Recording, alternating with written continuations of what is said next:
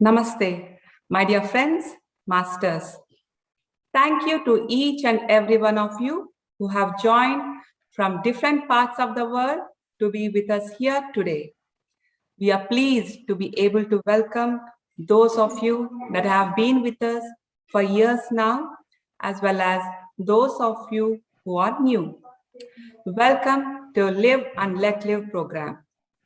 We are glad to be organizing this event through the collaboration of PSSM New Zealand and the Divine Breath YouTube channel, Australia, an initiative of Pyramid Spiritual Societies movement under the guidance of Brahmarshi Pitamaha Patriji.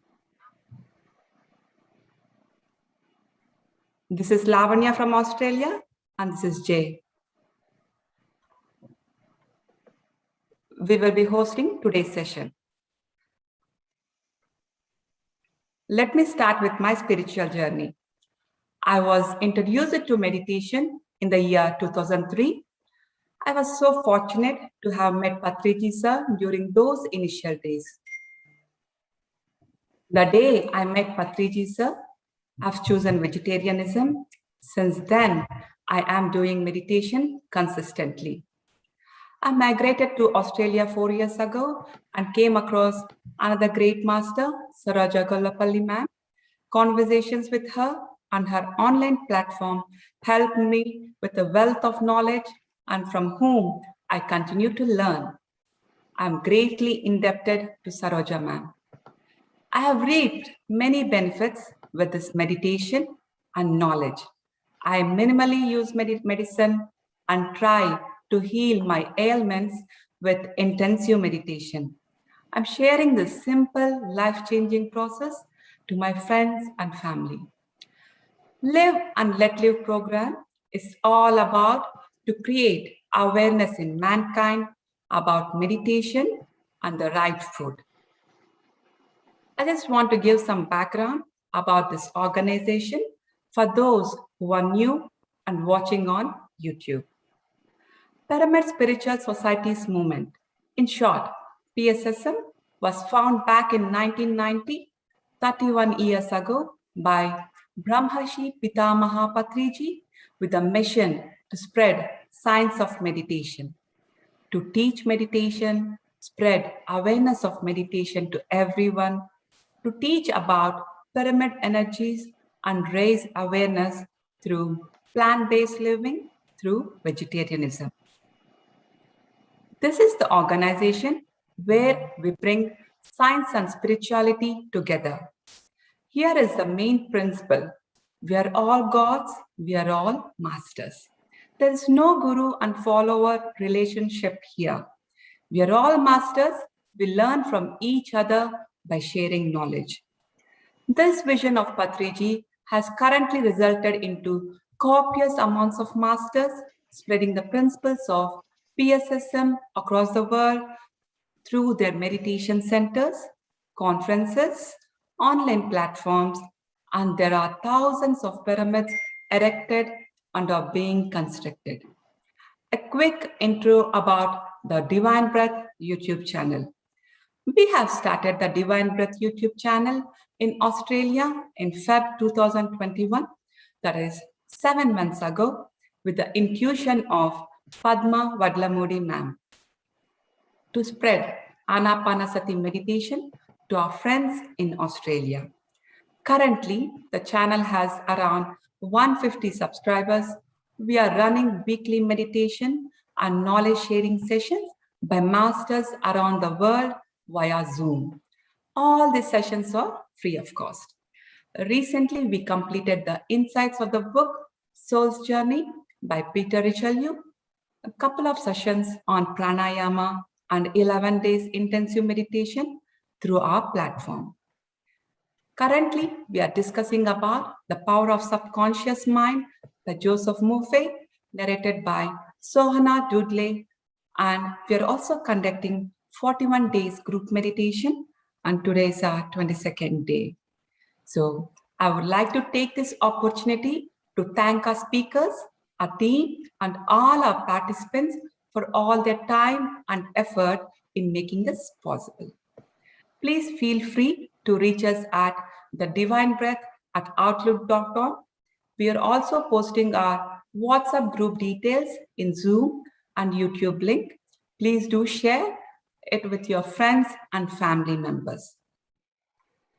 I will now hand over it to Jay to talk about PSSM New Zealand platform and his journey and about the program. Over to you, Jay. Thank you, Lavanya. Hi, Masters. Welcome to Live and Let Live program. This is Jai from New Zealand. I was born and brought up in India, Andhra Pradesh. Currently, I'm living in New Zealand working as a IT freelancer. Coming to my spiritual journey and experiences. I started doing the breath meditation last year in March. Within a few days, I can see from my third eye different pictures, shapes, and angels and pyramids. And I experimented myself as well. How is life with meditation and without meditation? If I'm doing the meditation regularly, whatever life problems I have, I felt like nothing and haven't come to my Jay, can mind you to please think turn about on it. your video?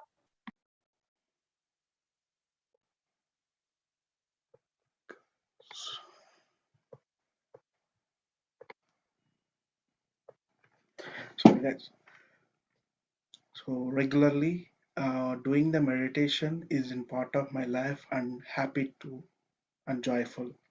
And we started PSM New Zealand channel this year in March, conducting every Saturday programs which was senior masters and their spiritual journey experiences doing the meditation. And recently we finished 21 days breath guided meditation. In the PSM New Zealand, spreading the meditation and vegetarian all over New Zealand and conducting the free meditation classes. I would like to announce we have a wonderful speakers here who are going to tell about the benefits of meditation and vegetarianism. Our speakers here, Madhumita from India, Sankit Nagamalli from Qatar, Manoj Kumar from Indonesia, Soumika Bupana from USA, Sohana Dudley from USA. Now the session will continue. Our co-host Lavanya from Australia took over the session. Hi Lavanya, please. Thank you, Jay, for your sharing your experience and about the program flow. Moving on with our event agenda, our senior meditator, Varalakshmi Ma'am, has received a message from Mother Earth in meditation. Madhu Gajala from Germany has translated this message into English. Now, let us hear what this message is. Gautami, can you please play the video for us? Yes, please.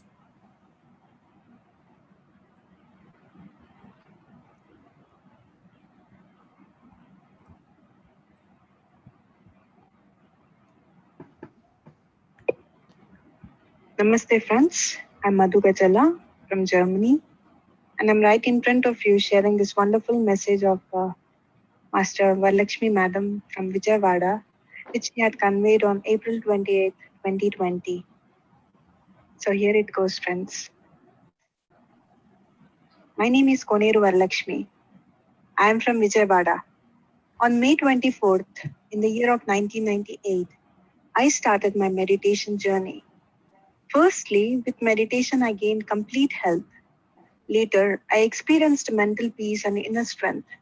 Since then, I started to meditate 22 hours daily, skipping sleep and food. We think that meditation gives only good health, but meditation is the route to travel from earth to infinite dimensions and higher worlds. All meditation masters will understand this. With my intense meditation and research, I experienced astral travels, communication with various masters, channeling, known the secrets of creation, secrets of universe, and also understood about life on different planets. As we all are living on Earth plane, hence let's discuss regarding life on Earth.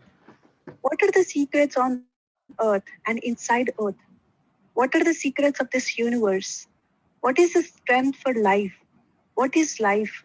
What is life energy? All these I understood with various experiments through my astral body. But humans who are born on earth plane forgot about their life purpose. and didn't seek to know the secrets of universe and are living a lifeless life. Many great masters were born in the past on earth and have clearly explained many truths. But how many have received their messages? Brahmarshi Patriji, with great courage, had come upon the earth to reveal the secrets of universe. One needs a lot of courage for such a mission. Understanding Mother Earth's real pain and to share the ultimate truth to everyone, he had come to Earth plane with an intention to reduce her burden.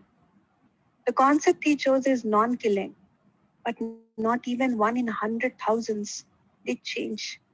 He has been working tirelessly both in physical and astral planes, conducting numerous meetings to bring awareness on this aspect of stopping non-vegetarianism. Patrisa relates all animals as his own brothers and sisters.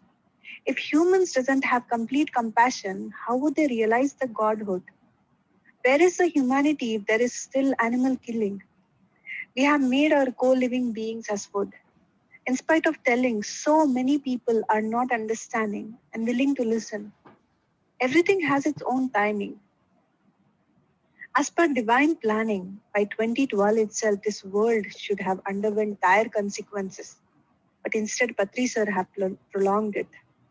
The messages that are received from the Galactic Federation is not aligned to what humans are doing on this physical plane. Patri sir had astrally convinced the star beings in Galactic Federation to extend the 2012 timeline to 2020. At one point of time, he has taken the whole karmic burden of humans upon himself and got physically deteriorated.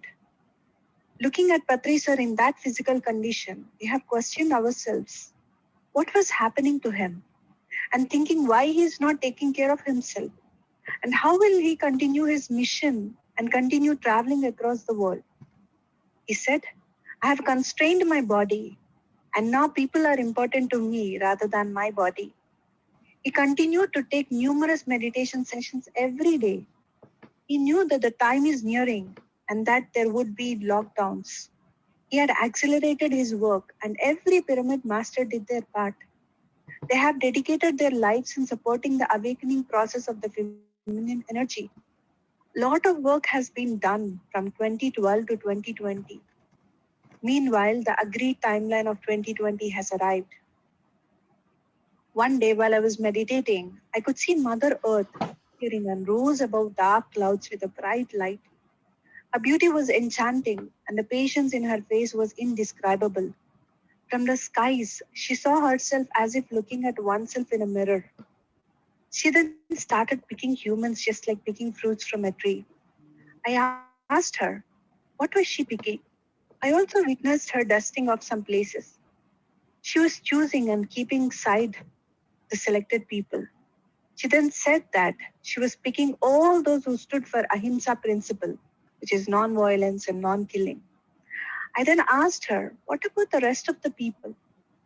She answered, there is time for everything. We have given enough time and reminded about this many times, but then asked me, why are you showering sympathy towards the other humans? What about the animal beings, bird beings, and aquatic beings? Just because of human beings, entire earth is becoming upside down. Everything has its own time, hence I am cleansing myself. In this process, I shall sweep many of the humans. Henceforth, half of the burden on earth will be removed. I was shocked listening to her with this frequency.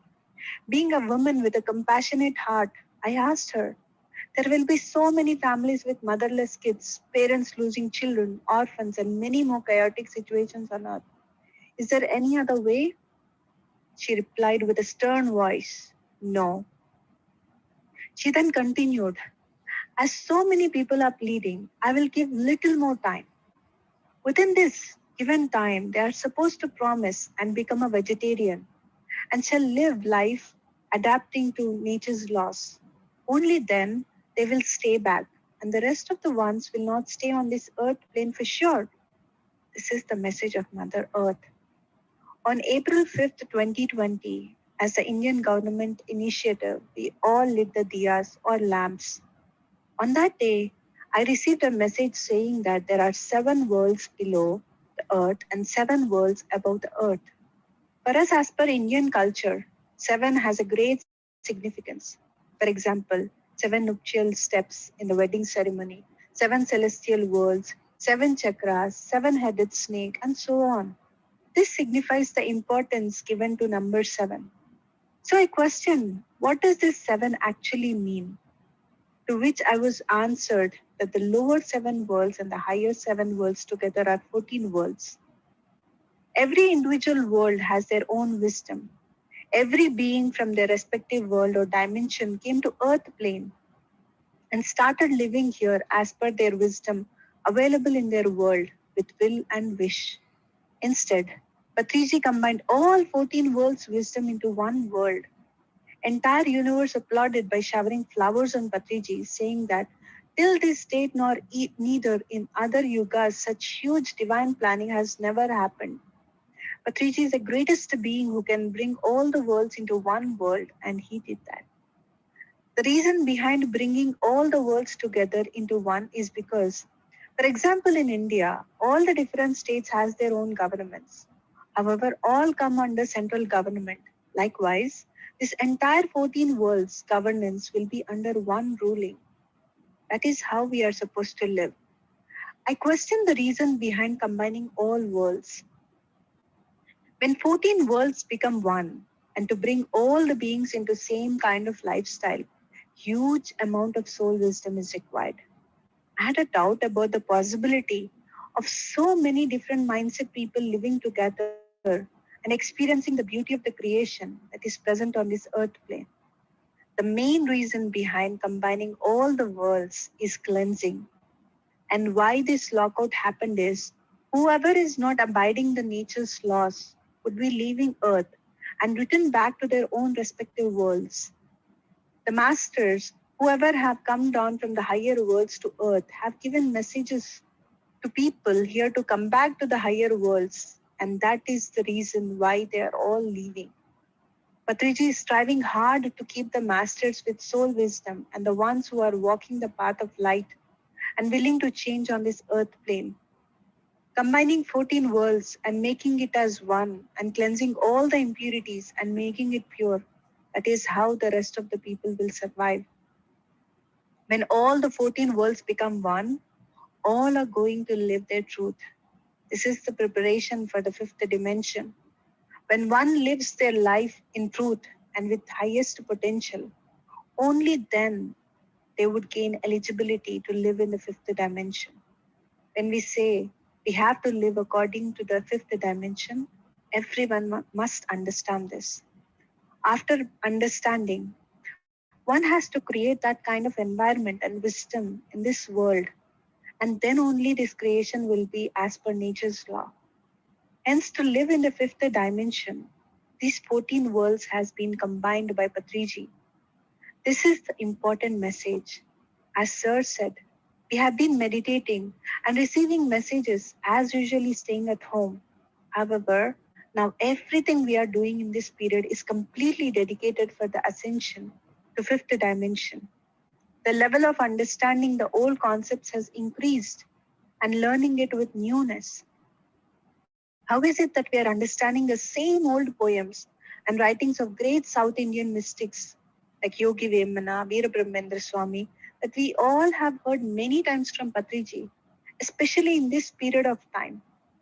Our understanding levels have increased to that extent that every word is complete in itself and has a greater meaning. And during this lockout, every pyramid master will receive this level of understanding, which is the message of Mother Earth. This is the divine plan of our Mother Earth. And my hearty pranams to everyone. Thank you, thank you, thank you. Thank you so much, friends. This is the message of Lakshmi Madam. Namaste to all.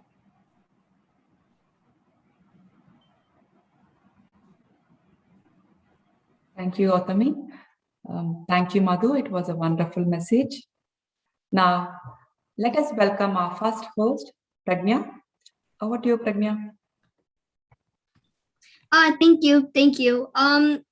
Hello, everyone. My name is Pragya Chakra, and I'm from New Jersey, USA, and I am a 12-year-old going to 8th grade.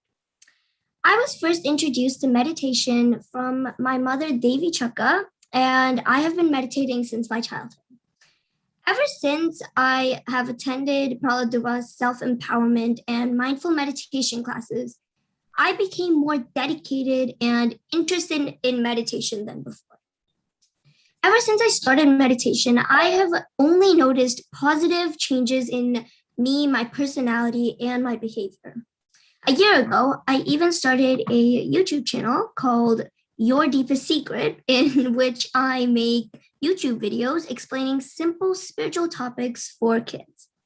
I've been conducting a spiritual book club for kids called Little Buddha's Book Club for about 1.5 or 2 years now. And I've also read some books on my own, such as The Untold Story of Sita by Dina Miriam, Mind to Matter by Dawson Church, Autobiography of a Yogi, Ringing Cedars of Russia series by Vladimir Migre, Heal Your Life by Luis L. Hay, Jonathan Livingston Seagull by Richard Bach, Alchemist, Joy and Healing by Torkom Seridarian, and so on. One of the most important things that I have learned from the books I've read is that vegetarianism is very important. Vegetarianism plays a humongous role in my life, and it should in every single person's life. But to do so, we need to learn to give compassion to animals, just like we do to anyone else, and treat them as equals. So now, without delay, let me introduce our speaker, Madhumita ma'am, who will talk to us about showing compassion towards animals. Madhumita ma'am is a 20-year-old young meditator from South India, and she is currently living in Haryana, India. She is pursuing BA Psychology from Delhi University. When she was 16 years old, she started practicing meditation as a getaway from depression and suicidal thoughts. With the persistent practice and intense amount of meditation, she has seen many improvements in every single step of her life. In her journey, she has had many third eye experiences and started connecting with many astral masters, angels, gods, and goddesses too. She points out that astral masters and angels guide her in her journey towards self-improvement and spiritual service. Under their guidance, she conducts many meditation and spiritual science sessions across the world and is here now to talk to us about showing compassion towards all creatures. So over to you, Madhumita ma'am. Thank you, Pragya, and thank you to everyone who has invited me here. Thank you so much for this opportunity. So my journey of meditation started in 2016, just like she said, and I started meditation to be happy. So I wanted to be happy without any conditions, and no matter what is happening, I wanted to be happy in every situation. That is the reason I started doing meditation, and let me tell you, I really did achieve it, and now I truly understand what is my purpose of life, and that really makes me happy. So yes, so in today's session on today's topic, compassion towards animals, I'm going to read you the auto-written message from Mother Earth. I received it in meditation. I am going to read two messages. One is on compassion towards animals and other is on greed. And both of these topics are interlinked, and both of these topics form a foundation to understand, how we should be treating animals, how we should be creating a bond of divine friendship with them. And this message truly really inspired me, and when I was getting this message, and I felt that it was the foundation for a new earth, a divine earth, a golden earth, and yes, much more. So yeah, that's what I felt like. And these auto-written messages started coming to me when I started taking sessions in PSSM Germany. When by the second session, Mother Earth came to me and she told me that, I want to give you some messages. I will give you 40 messages and you have to read it out to the world. So that's how it started. So when I sit in meditation, a flow of feelings and words come to me, and through that I received these messages. And every message which I have received from her is so important, and it focuses on our inner work, and how inner work can lead to further collective growth of human consciousness on a vibrational level, on a frequency level, on an energy level. So all of these messages are very, very powerful, and I genuinely feel that everybody should connect with it. So coming to the message given by her, I first of all request all of you to close your eyes and go into a state of emptiness while receiving these messages, so that you could deeply imbibe them into you. So I'll read the message. It goes as follows. Animals are the divine manifestation of their desire for life. They are divine creatures working towards the balancing of forces of earth and cosmos. They are here on earth serving their purpose of extending and expanding force of life on earth. Animal and human connection started during the creation of divine agreement for the manifestation of humans on earth. There, animals agreed to coexist with humans so that they could come here to experience evolution. Animals and humans have a bond of divine friendship, but the relationship started imbalancing over the course of time when humans went into the patterns of greed and started using animals for their ill desires. The autonomy which was provided to humans when they were entering Earth was not for them to hunt creatures. It was for them to realize their godhood through their free will. It was for them to realize that they are creators. We humans are creators. We are the epitome of friendship, peace, and divinity. We are not destructors. The reason we are behaving absolutely opposite to our own divine nature is because we have forgotten the knowledge that is required to balance the power that is put in our hands. Through knowledge only we will be able to make wise choices, which also furthers the dharma we have taken up. Our dharma is to become creators of peace and oneness. Our power is that we can live as per our wish and make choices as we like. But this freedom is not to be misused, and there is no freedom at the cost of others' freedom. Such behavior is only monstrosity. Our animal gods and plant gods are our friends. They have agreed to give us humans space and place to grow. Let's use this opportunity to grow wisely. The best way to practice compassion towards these divine creatures is through non interference and respect. Let's respect these divine life forms. Through respect only, we will be able to align, connect, and become one with them. Even after what monstrosity the divine life forms have faced, they have only extended love towards all the beings on earth and continued their work balancing and expanding life force on earth. The day humans and wild creatures come into absolute oneness, that is the day when the golden era of earth will start. So, my dear children, let's connect with ourselves in order for us to bring peace on earth. And all that has happened till now was because of non connection with our own divine nature. Let's learn from our own experience and grow from it and move towards divine earth. So that is the message from Mother Earth. So I received auto written message from Sri Ram also, where he explained this message to us. It goes as follows. The Earth is a planet which harbors place for creatures of all types, kinds, states, frequencies, etc. It is home to billions. We humans are sharing it with multitudes of entities, visible and non-visible. The creatures who we coexist with, whom we connect a lot with, are wild creatures. Together with animal gods and plant gods, we have the responsibility of creating a beautiful earth. The creation of a golden and divine earth is only possible through oneness, friendship, and compassion. And friendship and compassion is only possible through spirituality.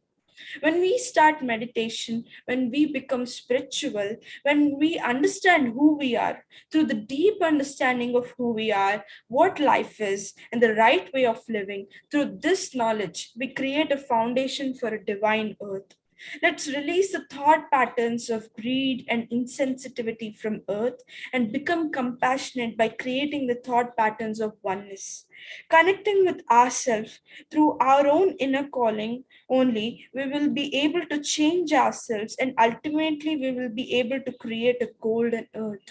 So that is the explanation given by Master Sri Ram for the message of Mother Earth.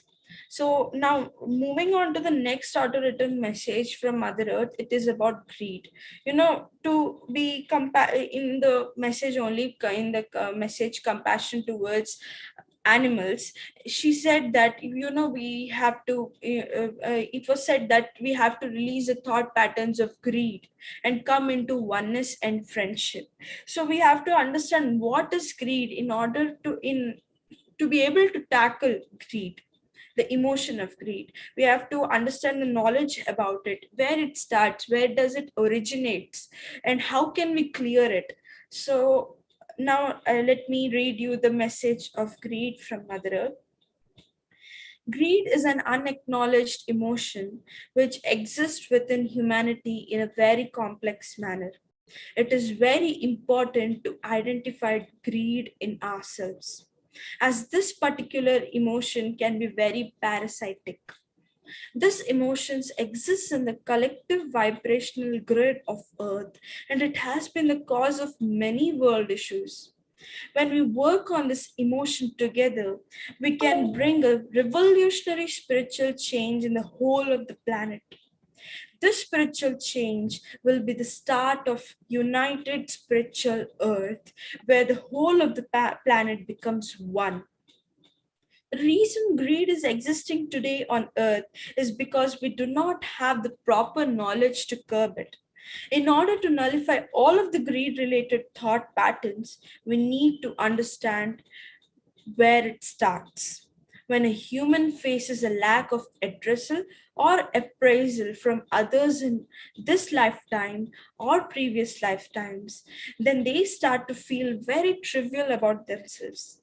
This causes them to feel a lack in themselves. To fill this lack which they feel within themselves, they try to accumulate things. They try to accumulate materialistic things like food, money, jewelry, clothes, weapons, properties, etc. They try to accumulate people and relationship in order to feel love or appreciation, which they were not able to find within themselves for their own selves. In this vicious and poisonous pattern, the humans are trying to binge on all possible things. The lack of self is so tremendous that they completely lose themselves in this pattern. The reason we are consuming meat today is because we have lost ourselves in our greed. We have completely let go of our righteousness and our conscience. That is the reason we are not able to see that we are taking lives in order to fill our stomach. The reason we are living lives at the stake of others' freedom and free will is because we have forgotten our real selves. Every human is a divine manifestation of peace and friendship. We are creators, not destructors. In order to release greed from within ourselves, we need to feel autonomous within ourselves. We need to love ourselves instead of going down in this pattern of seeking approval and appraisal from others and trying to feel fulfilled by accumulation of things. We should spend time to realize light and love which already exists in ourselves. Stop searching for what you should give yourself in the outer world. Go within yourself. You will find universes there. Everything is possible by going within.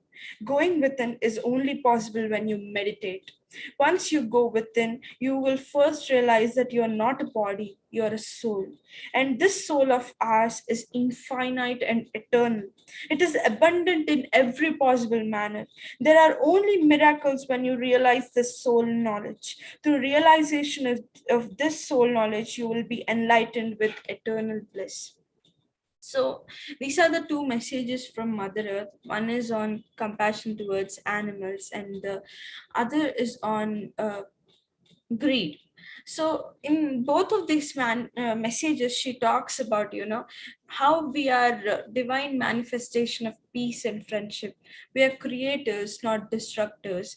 We are here to create bonds of friendship, love, and oneness. We are not here to, live at the stake of others' lives.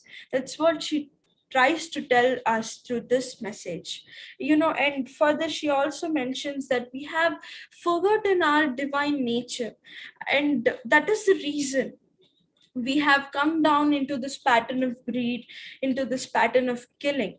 And to change from these patterns and to move towards the pattern of oneness and friendship, we need to realize ourselves. And realizing ourselves is only possible by becoming spiritual. It is only possible when we follow our natural breath.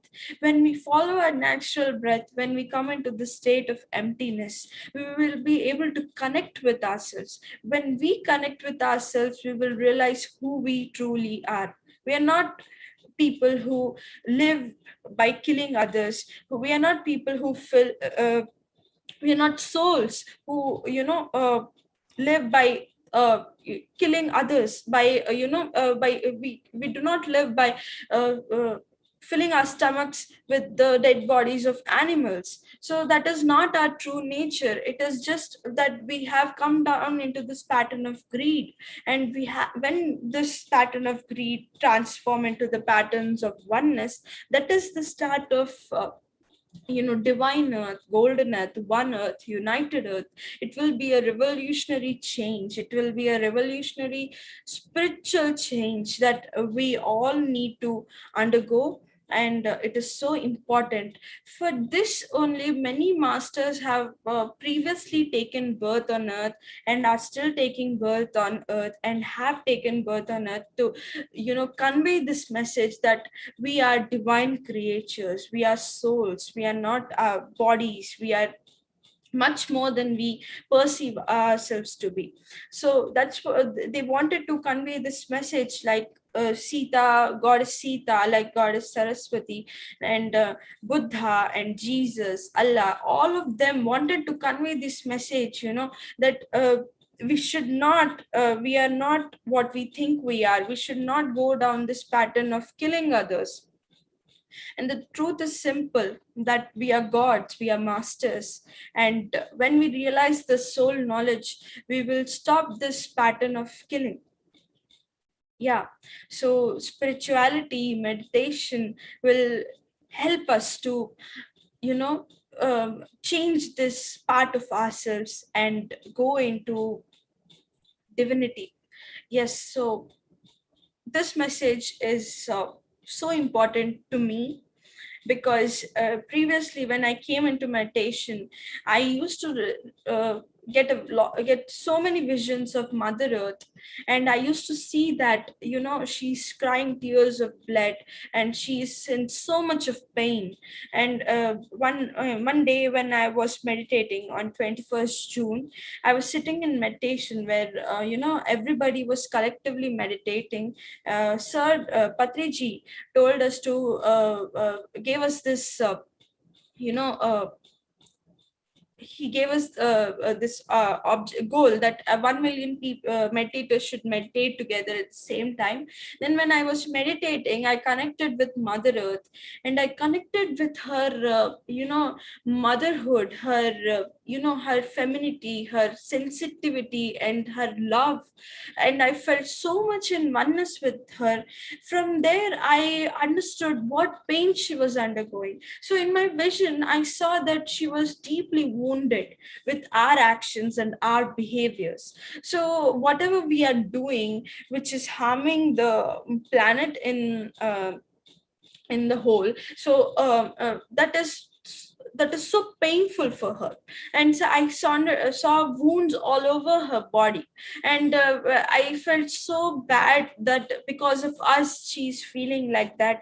So I saw that, and one in a session when I was going to take session on New Earth, so there I saw tears of blood coming out of her eyes. So I saw all of her pain, whatever we are doing, whatever the, not just meat eating, also the actions of violence which we do, you know, wars and killing, and when we gossip, when we say hurtful words to others, when we have this thoughts of jealousy, when we have extreme rage, all of these patterns within us are hurting her so deeply.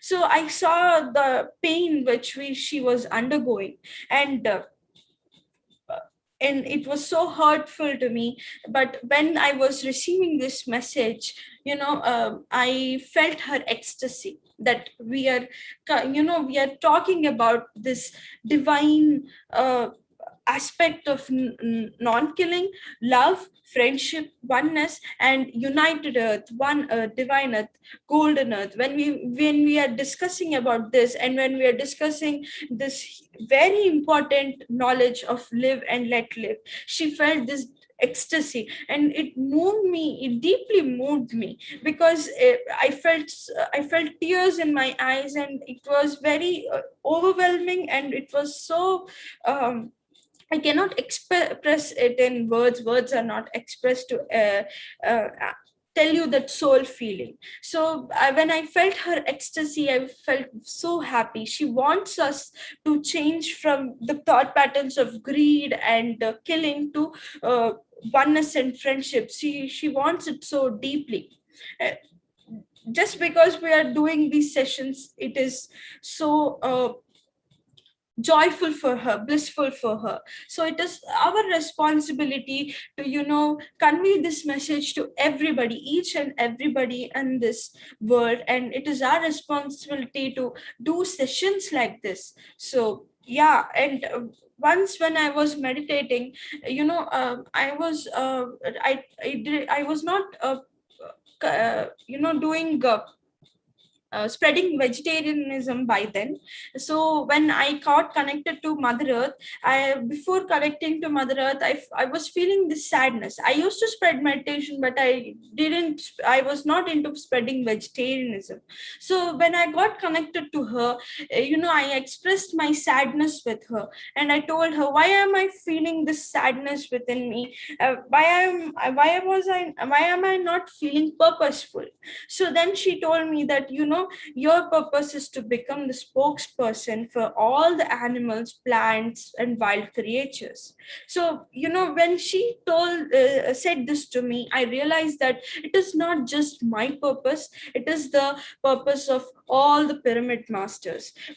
first purpose is to spread meditation, and second purpose is to spread vegetarianism. That is why here we are collected as PSSM together with Patriji, and we are spreading this message of vegetarianism to everybody. We are spreading this message of ahimsa to everybody. We have to become the spokesperson for, all the plants and animals. They are not able to convey their feelings, so instead of them, we have to convey their feelings of their want for freedom. So in another vision of mine, I got connected to all the animal kingdom, plant kingdom, bird kingdom, fishes, reptile, all these wild creatures, and they asked me, whenever I see visions and messages like this, I don't take it only for myself. I understand that it is for all of the humanity. So they told me that they want freedom. All they want is their freedom. They want to live freely. They want to live peacefully. They want to be there for themselves. They want to live life like they want to do it. So they want to live freely. That is the message they gave to me. So the first and foremost that we have to understand that animals are not here to serve the needs of humans or desires of humans, ill desires of humans. They're here for themselves. They're here to enjoy their lives. They're here to serve their purpose of balancing forces of earth and cosmos. They are here for themselves. We need to understand it very deeply. So they are our friends. They are not our food. It's so important to understand that when we come out of our ego, when we come out of ego, then only we will be able to understand that how to respect these divine life forms. So all of these messages and visions, they deeply moved me and gave me this knowledge about vegetarianism and how important it is to create a bond of friendship with every life form, and how to respect them truly. I understand it from these messages and these visions. And just like Mother Earth said, we can only show compassion through respect and non-interference. When we don't interfere with their lives, and when we let them be, then when we respect their life, who they are, and how, what their life forms, like who they are, then only we will be, then that is the true compassion. That's what Mother Earth have said, conveyed to us through this message. And whenever I have heard many experiences from other meditators. One of my friends, she recently came into meditation few months ago. She came to me and she told me, I hear cries of others in my meditation. So I when she said this to me, I asked her if she used to eat meat. Then she said that yes, I used to eat meat. Then I conveyed it to her that you're hearing the cries of all the animals whom you have killed. So you have to sit in meditation and you have to ask forgiveness deep from your heart. Then only you will be able to release this. And that's what I conveyed to her. The reason she's listened to her these cries is because the animals wanted to convey to her that they want her to come into this path of ahimsa, and they wanted her to come into the path of peace. They conveyed it to her directly in her meditation that we want you to spread this message about vegetarianism. And this message is not only for her, it is also for us. Others experiences are also others meditational experiences are also our meditational experiences. So they are so to the totality of humankind, they are conveying this message that please, we want to live our life, please let us be, don't take our freedom. So that is what they want to convey to us. So we have to thank Patriji for spreading this message, and because of him only I learned the importance of vegetarianism. I was vegetarian previously also, but I didn't know its intensity, how important it is. It is not enough to know it. We have to understand it. We have to feel it. We have to feel the importance of vegetarianism and ahimsa. And when, like Mother Earth says, when we create this divine bond with animals, when we become one with them, then only we will be able to create a divine earth. And these messages, this session, this Varalakshmi ma'am's message, this is the start of it. This is the foundation for the new earth and the divine earth that is coming to us. So let's ready ourselves, become ready. Let's prepare ourselves for this divine earth. And for that we have to relentlessly spread this message of vegetarianism. It is so important. When we stop these patterns of greed, when we stop the killing, then only we will be able to experience the divinity of the divine earth that is coming to us. It is so important. And thank you very much for this opportunity. Thank you. Yeah. Thank you, Madhumita ma'am, for that wonderful message about vegetarianism. Some of the key points that I understood from this was that the activities that we do, for example, eating meat and all of that hurts Mother Earth, and she is experiencing pain because of us. And that meditation helps us to see our true self and notice that killing animals and eating them is not who we are. And once everyone notices this, it makes a revolutionary change. So thank you so much, Madhumita ma'am, for that wonderful speech. Now our next host, Kartikeya, will introduce our speaker. Thank you very much.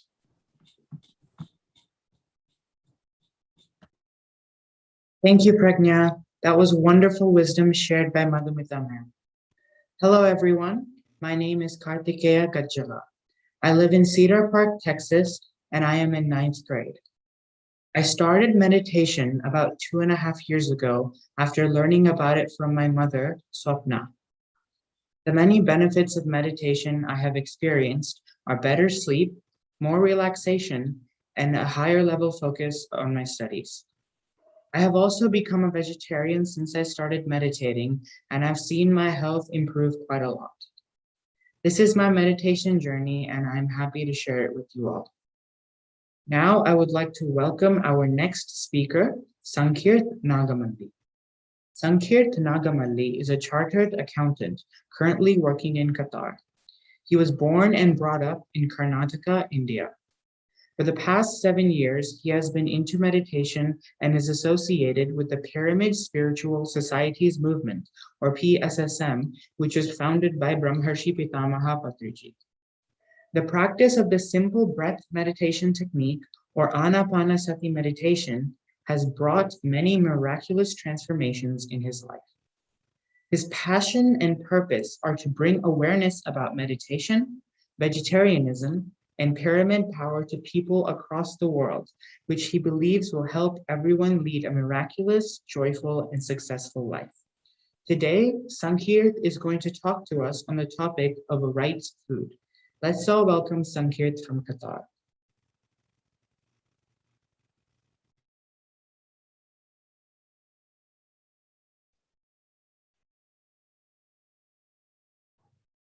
Thank you, Kartikeya, for the introduction. I thank the entire universe and for this opportunity today for me to share on this topic. And myself, Sankir, and I'm connecting from Qatar. And I'm very happy to share on today's topic on right food, friends. And I once again welcome all the friends and masters who are connecting across the globe. And I thank really very much. And starting the topic, I will just share a small quote. Sun is vegetarianism, and the moon is meditation. You can't even realize a life. Without sun and moon, you can't even live the life. Same thing goes with meditation and vegetarianism. They both are so much important in life. Without that, you can't even assume your life. So these two things are very much important in our life. And what we consume and take, we become and we experience it. If you are consuming a fresh and live food, your same thing will flow. You will have a lovely life and miraculous life. If you are consuming dead food, same thing will follow. You will have a deadly life, basically. It is very much important what we consume. And slowly we will have the transformations in life. From non-vegetarian, you become a vegetarian. From vegetarian, you become a fruitarian, where you consume only fruits and vegetables. From there, you become a breatharian, where you survive only on the breath. Even there are many people on the globe who are breatharians, there are fruitarians, there are vegetarians. At least we are asking, at least minimum in life, we have to be vegetarians. Fruitarians and breatharians, up to you it is. But minimum in life, we expect from people, please be vegetarian. That is the importance of this right food. And I am going to share my PPT. Once please confirm it is visible clearly.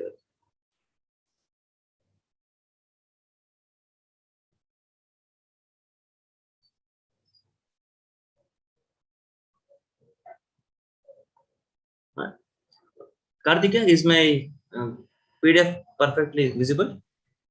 Yes, it's visible. We shall start with one more quote from Buddha. To keep the body in a good health is a duty. Otherwise, we shall not be able to keep our mind strong and clear. Very important, because what food you're taking, it is affecting directly your thought patterns, your mindset, everything is affecting. So the food is very much important. I'll give a small example.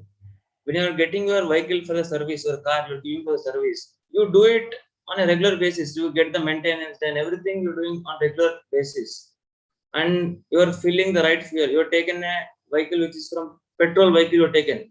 You fill the right fuel for that. You don't put the diesel in that and run the vehicle. When you're just your luxury item which you're using in the life, there is so much importance you're giving for that. You are regularly getting it maintenance done. You are putting the right fuel.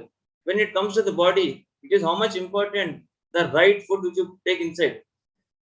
You might think it might run, but after some days or some years, definitely there are going to be many health issues, health problems. You have to face the consequences. For a non-living thing only you are giving so much importance. For your body, it is very much important. You have to take care of it, very much important, because it's directly impacting your mindset.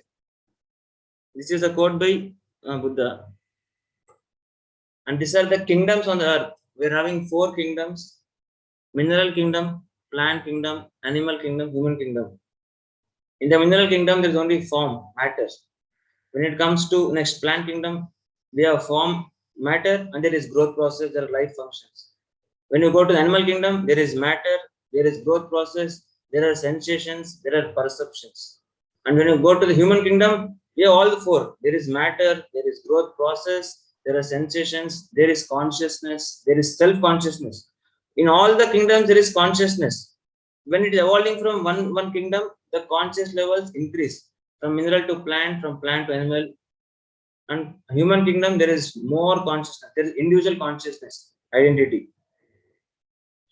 And minerals has the nature of impulse. Plants have got the nature of impulse and instinct. Animals have got nature of impulse, instinct, and intellectual. When it comes to humans, we have the nature of impulse, instinct, intellectual, and there is even intuition involved in that. Minerals are food for the plants, and plants are the food for the animals. This is the nature design, friends. And we are also animals. We are herbivorous animals which were biologically designed to take the food, designed to take plant-based food. We are not carnivorous animals to take the plant-based food. For the plants, the food is minerals, and for the animals, it is plants. We are herbivorous animals designed to take plant. This is nature design. You have to go as per that. And we can compare now the animal body. The first left side portion is the herbivorous animals digestive system, and on right side we are having the digestive system of a carnivorous animals. You can see the intestine here. It is large intestine of herbivorous animals. It's a 4-chambered stomach with large intestine, everything. When it comes to carnivorous animals, you can see it is having very short intestine, just it almost 2 or 3. That's it, 2 chambered it is. This is the digestive system of herbivorous and carnivorous animals. Now this week we will compare with our human body, how our digestive system is here. See, when you check the human body, we are having large intestine. It is similar to herbivorous animals. It is nature design. Our digestive system, everything is similar to a herbivorous animal. So the right food is plant-based food for us, friends. And next, there is one chart comparison.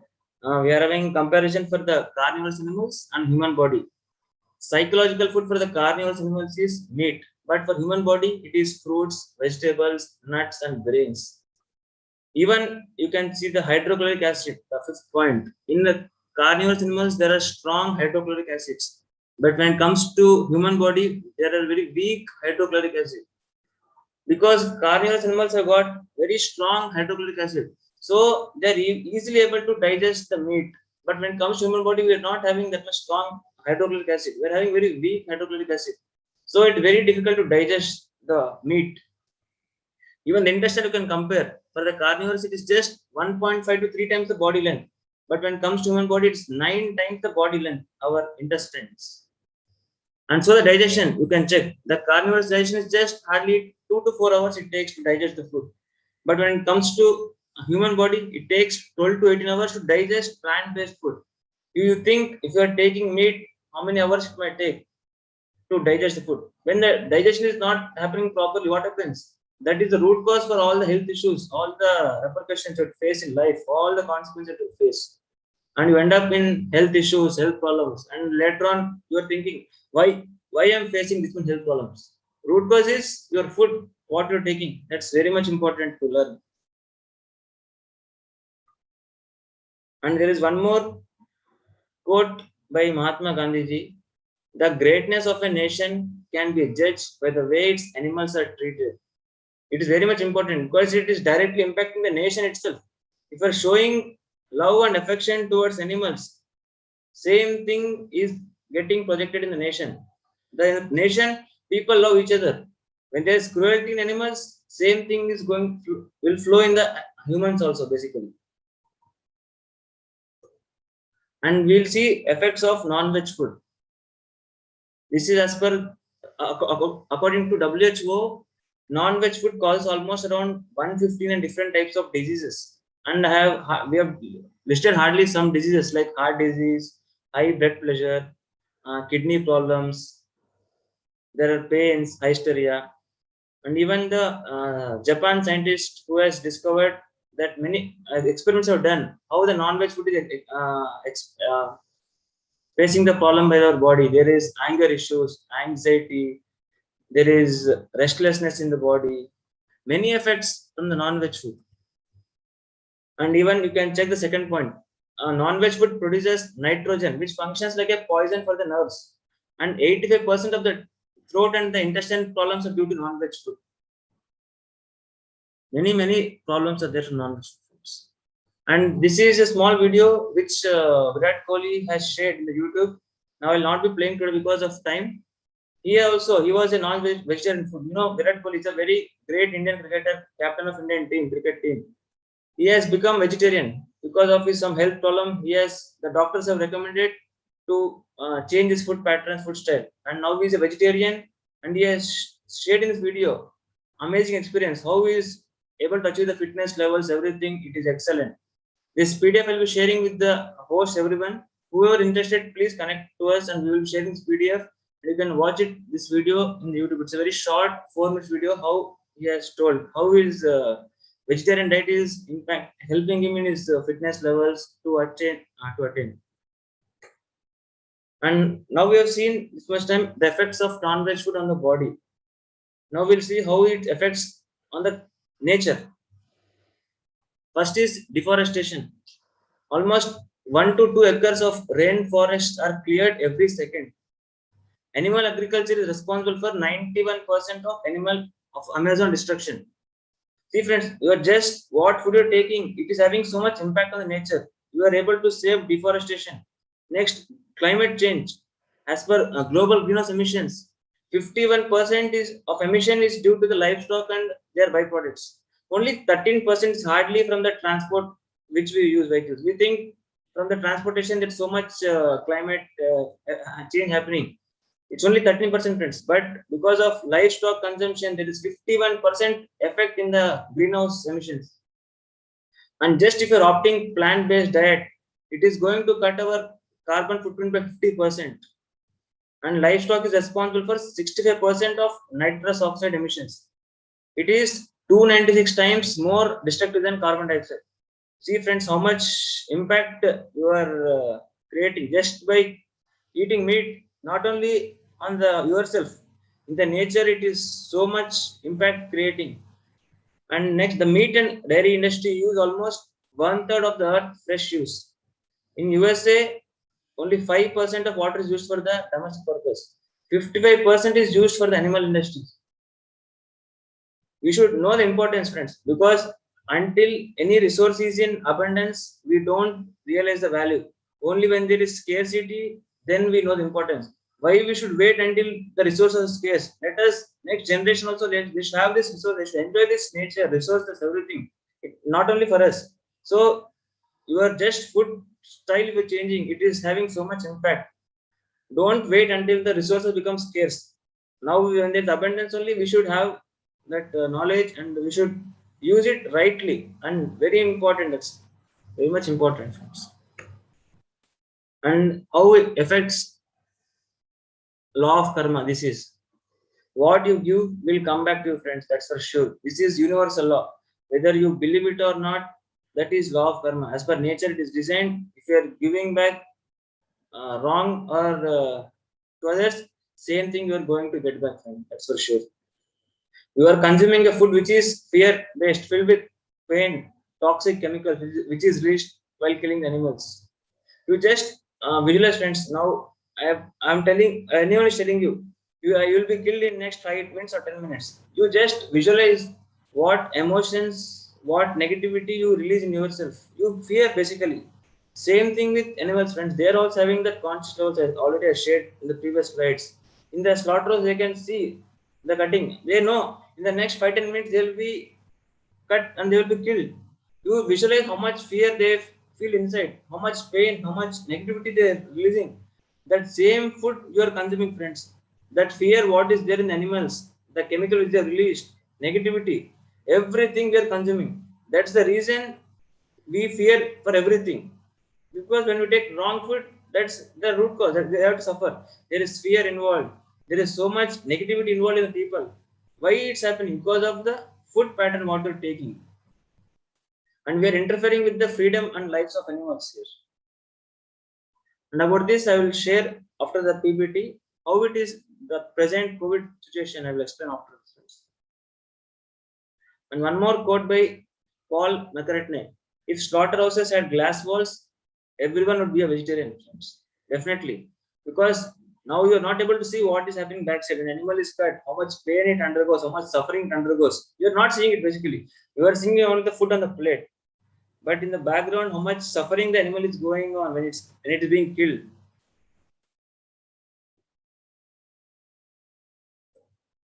And these are the food habits, friends. And as per food habits, you have gunas. There are 3 gunas like sattvic gun, rajasic gun, and tamasic gun. If you are consuming tamasic food, you will have tamasic gun. Like tamasic food example are like meat, fish, eggs. These are the examples.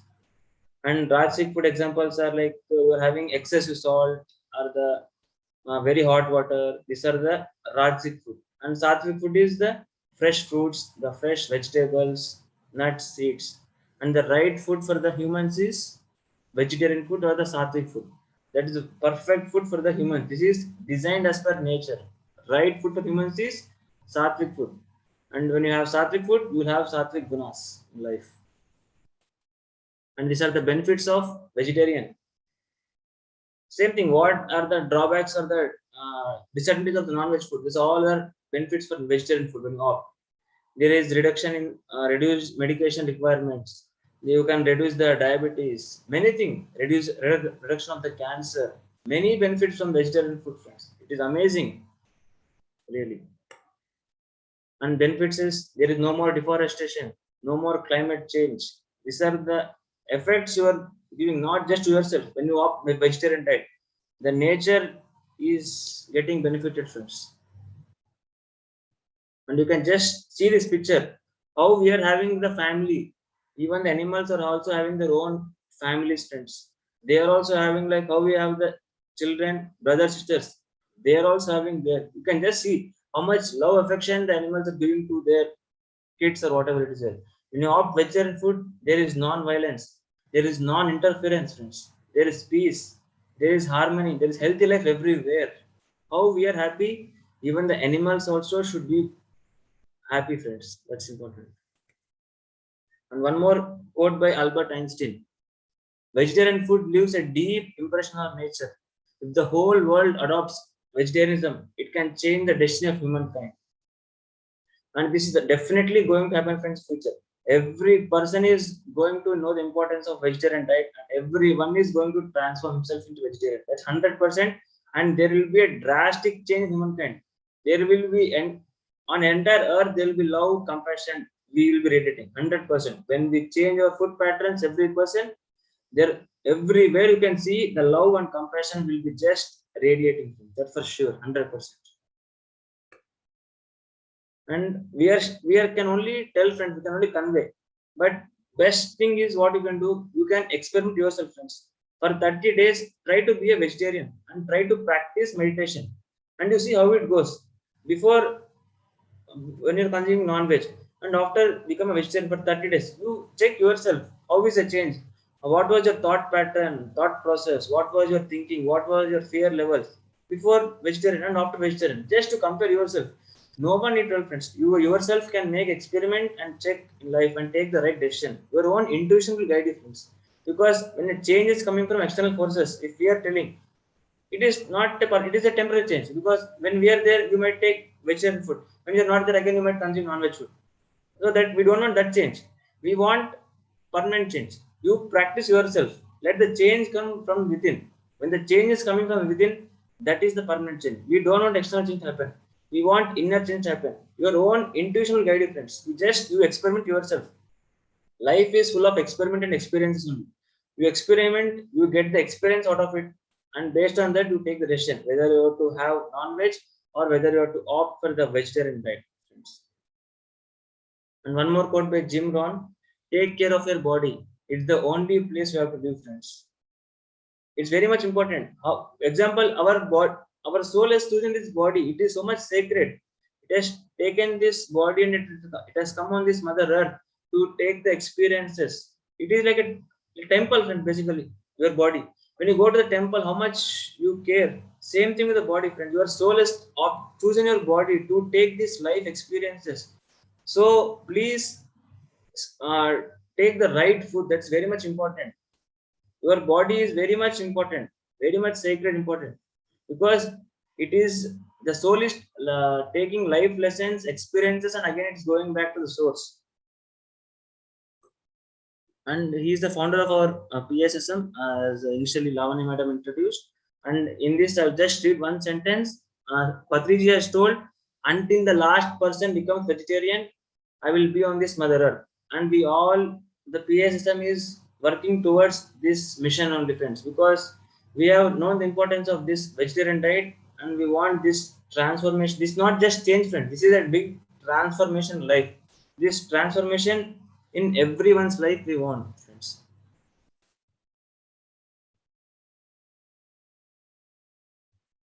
And I will share about the present situation, COVID situation, friends. The present situation which we are facing is like what the humans have given back to the animals, to the nature. Same thing we are suffering. It is like law of karma. You are giving back good and you get back the good. If you give the wrong, you get back the wrong. It is like mirror image, basically it is. An example give, in the COVID times, we have seen many were suffering from the breathing problems. There was oxygen problems. You take an example. When you take a fish from the water and if you put outside, suddenly the oxygen flow is stopped with the fish. How much the fish suffers? Because suddenly the oxygen flow is stopped. How much the breathing problem is going to suffer? Same thing is now we are facing life, friends. Humans. What as we are given to the animals there, same thing, because they are requesting basically. The animals are requesting to the nature. What the animals have suffered, we are not knowing the importance. So they're requesting the mother earth, the nature, let even the humans know the suffering, how we are facing. Let them know how it feels when we kill or either do like this. That's the reason. Now same thing we're facing with the oxygen problems we're facing. There is health breathing problems. Now we know the importance. How much we suffer when we stop the oxygen immediately. Like that is just one example. Like that, many things we are learning. This COVID situation is great lesson for humans to know, because it is biggest lesson, and there is from last 100 years you can see how much changes happened, friends. And there are causes and the effects. And example for the effect which we are facing, example COVID. This is the effect we're facing. Why we are facing this effect? Because there is root cause is non-veg food. There are many causes, but the main cause is non-veg food, friends. The root cause for this is non-veg, and effect is COVID. And people are trying to remove the effect by taking vaccination, by using mask, by using sanitizer. You are trying to only temporarily remove the effect, friends.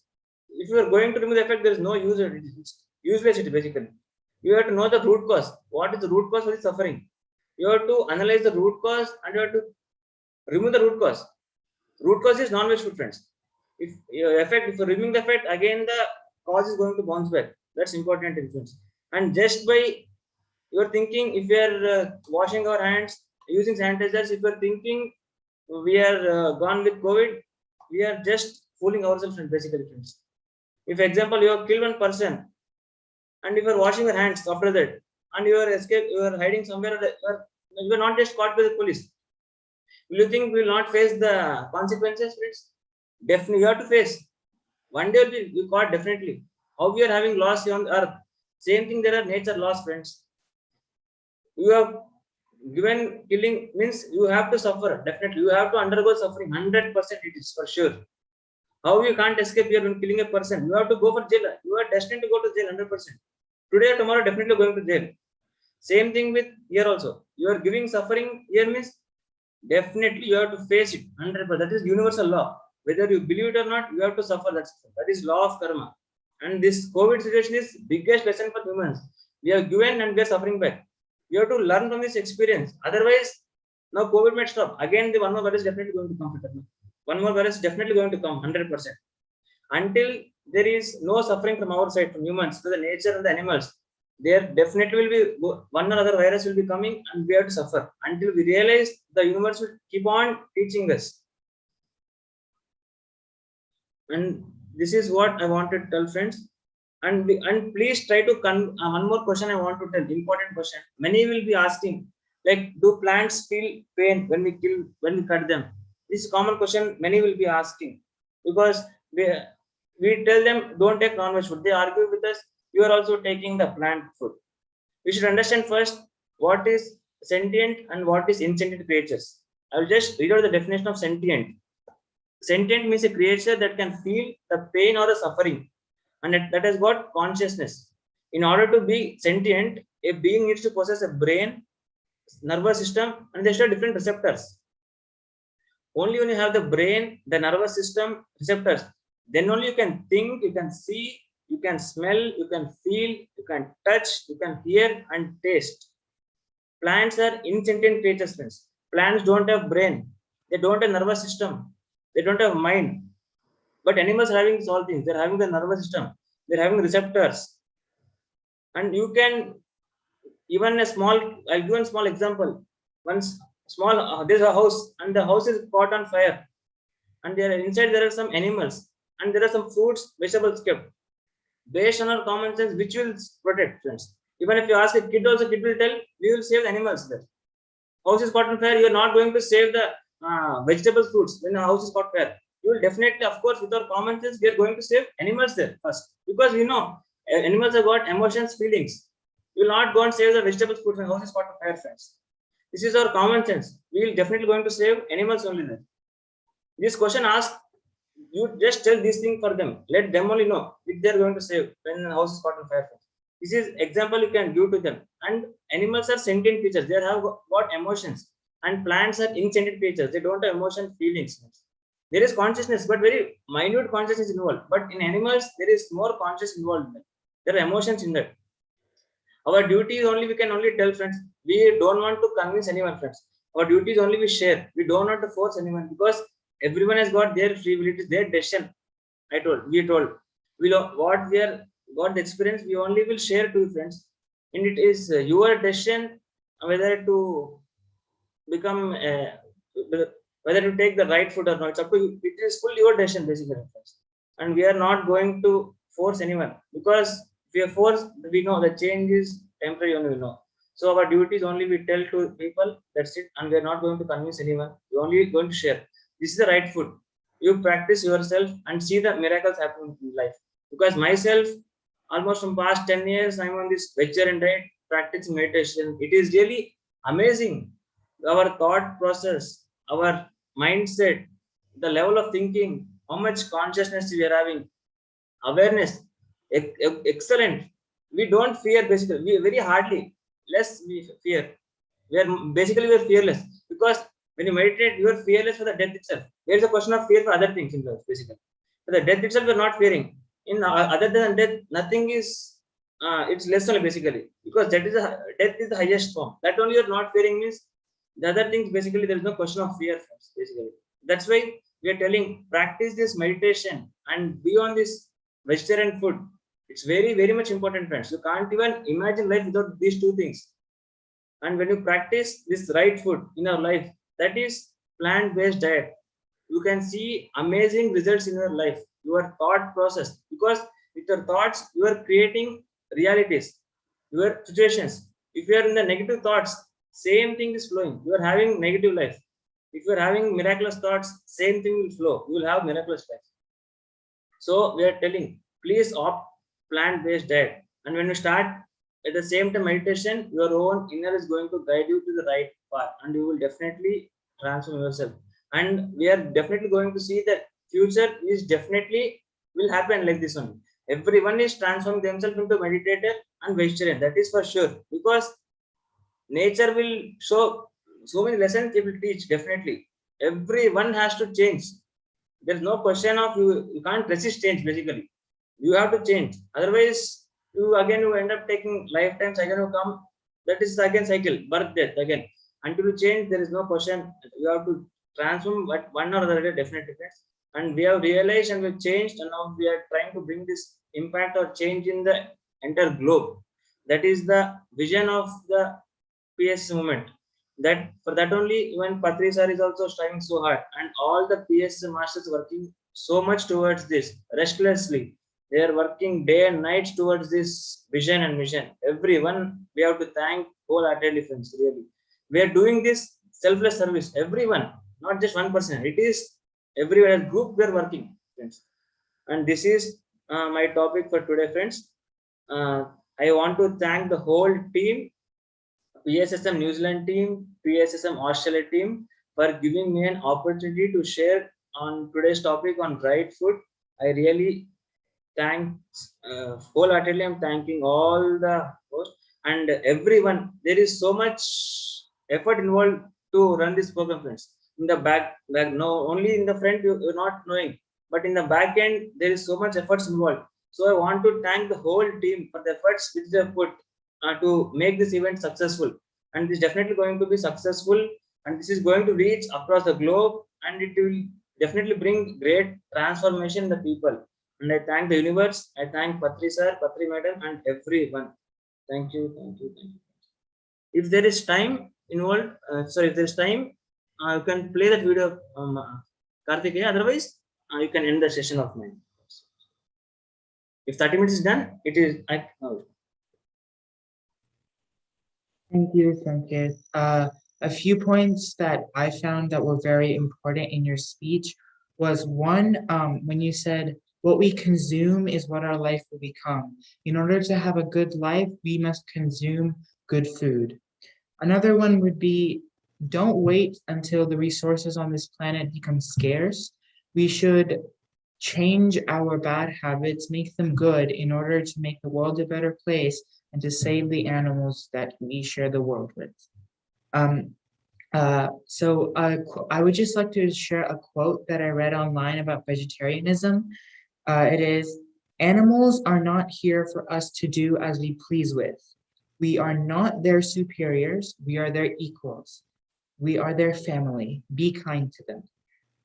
Ricky Gervais wrote this quote. And basically what's that saying is,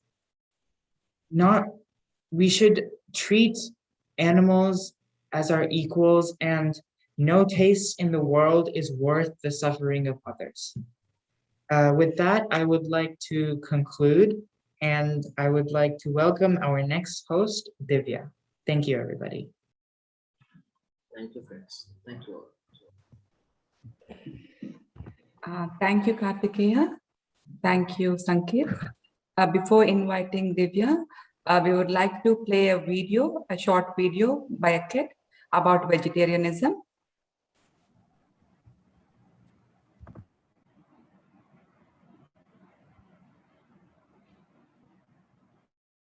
Hi there.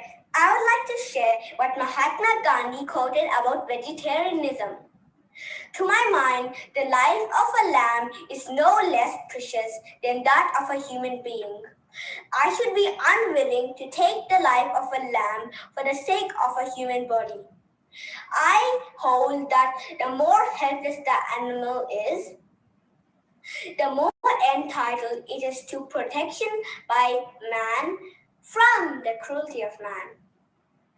Be a vegetarian, save our animal friends.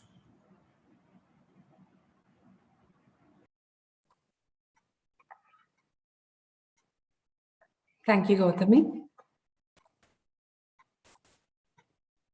Divya, you can go ahead. Wow, wonderful video, Lavanya. Thank you so much for playing that. It's so inspiring to see little kid talking about vegetarian. Thank you so much. And hello, friends. I welcome you all. Good morning, good afternoon, and good evening to all the masters who are here with us today. My name is Divya Nadimpalli. I'm from Dallas, Texas. And first of all, we are in the middle of this wonderful event. It's so amazing to hear from the speakers all around the world, so young and dynamic. And this event is all about inspiring everyone to adapt a spiritual and vegetarian lifestyle. And I would like to thank the internet today for helping us to connect across the world with all the speakers around the clock, and also congratulate all the volunteers and the organizers of this wonderful program. And I feel so fortunate to be part of this wonderful event and connecting with PSSM New Zealand and PSSM Australia family. Friends, my spiritual journey started when I was a teenager, 16 years old. So due to lack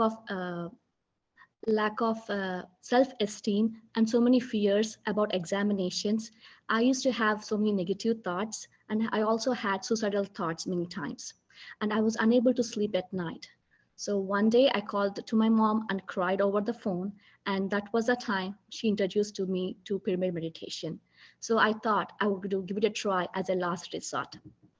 So I used to meditate about 15-20 minutes before my study hours, in between my sessions, and also before going to sleep. So miraculously, friends, within 2-3 weeks of regular practice of meditation, I regained my self-confidence levels. I was able to sleep better. And since then, learning has become much more fun, and my life has become very purposeful and meaningful. And I was able to face the examinations without any fear. So since all these benefits I have acquired through meditation, I became a very big fan of pyramid philosophy, and attended many events organized by PSSM, and I read many spiritual books as described by Patriji and other pyramid masters. So later on in my life, I did so many experiments with the spiritual concept I have learned, and I got benefits from them. And the few benefits, or the most important benefits I've seen in my life through meditation, are building good relationships. Building good relationship with myself first, but then people around me and my kids, colleagues, and the family members. So next benefit I got is, my friends, manifesting the dream job and the salary I wanted. And one more recent experience with meditation was I was able to stretch my physical potential, and I went to Mount Everest Base Camp. That was only possible through meditation, my dear friends. Since I have benefited so much from meditation and spiritual wisdom, I felt the need that I need to give this meditation to people around me. With this motto, I started a new YouTube channel named Meditation Magic, which is all about inspiring spiritual journeys of people and spiritual masters across the world. And also started a new Toastmasters club called Mindful Masters Toastmasters Club, which is a combination of public speaking plus mindfulness. And I also do many in-person and virtual sessions in Dallas, in Texas. So without any delay, my dear friends, I would like to invite our young but senior meditator from Bali, Indonesia, Manoj Kumar. So Manoj Kumar had acquired his MBA from India, Hyderabad, and now currently living in Indonesia, Bali. His quest for truth and eternal happiness took him to practice of meditation under the guidance of Brahmarshi Pitamaha Patriji, who is the founder of Pyramid Spiritual Societies Movement India. And since 2008, Manoj Kumar has been traveling extensively to teach meditation across the world. To name few countries he traveled, he went to India, Sri Lanka, Malaysia, Pakistan, Bangladesh, Qatar, Jordan, Iraq, and many more countries. So today, Manoj Kumar is going to present on a topic called Benefits of Meditation.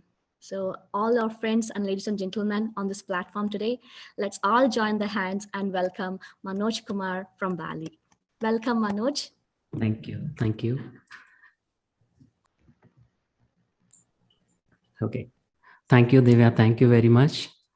Yes. Thank you, Manoj. Welcome. Namaste, friends. Good morning. And thanks for everyone, PSSM New Zealand and PSSM Australia.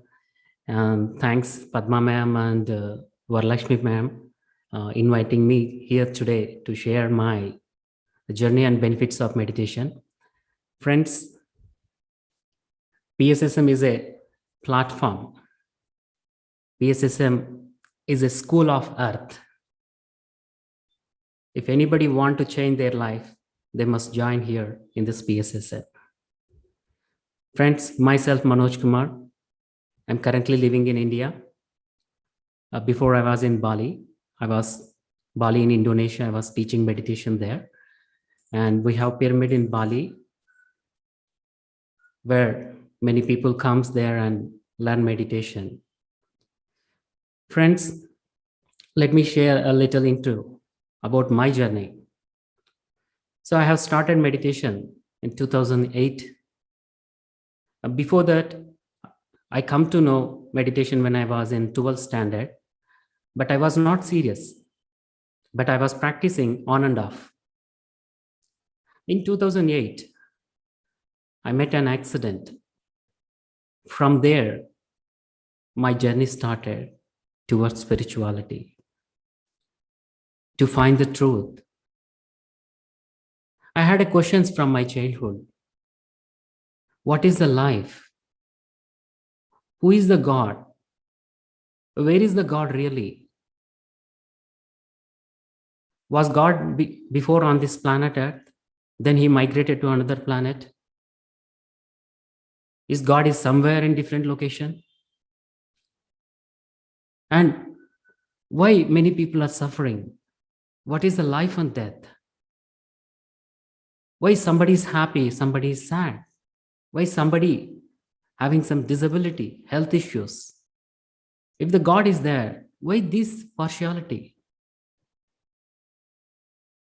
If God means he should look everyone same, why he's showing a partiality? But friends, after coming to meditation, I understood that we are the own creators of our own reality. And we created our life based on our good deeds and bad deeds. So friends, in 2008, I met an accident. From there, I started reading the books, Bhagavad Gita and Shirdi Sai, all other spiritual books, sitting at home and watching spiritual movies, all our Telugu spiritual movies, and reading the spiritual books. So I was reading the Bhagavad Gita. In Bhagavad Gita, I just want to understand essence of Bhagavad Gita. I just start reading the explanation of every sloka. So in that, I take every essence of the Bhagavad Gita. So where I attracted one sloka is Puja Koti Sama Stotra, Stotra Koti Sama Japaha, Japa Koti Sama Dhyana, Dhyana Koti Samolayaha. So if you do 1 crore time puja, that is equal to 1 stotra. 1 crore time stotra, that is equal to japa, 1 japa. 1 crore time japa, that is equal to 1 dhyana. If you practice 1 crore time dhyana, you become one with everyone. You layam. Layam means you merge with this universe. This sloka attracted me and motivated me to do more meditation. I don't know where the meditation center before. I just watching the spiritual reality and practicing. Then I started searching meditation center nearby my home. That time I was pursuing my MBA. I have completed my first year. Then I moved to the second year. I didn't go to the college because I want to find the truth. I want to understand the truth. I used to go to the Pyramid Meditation Center.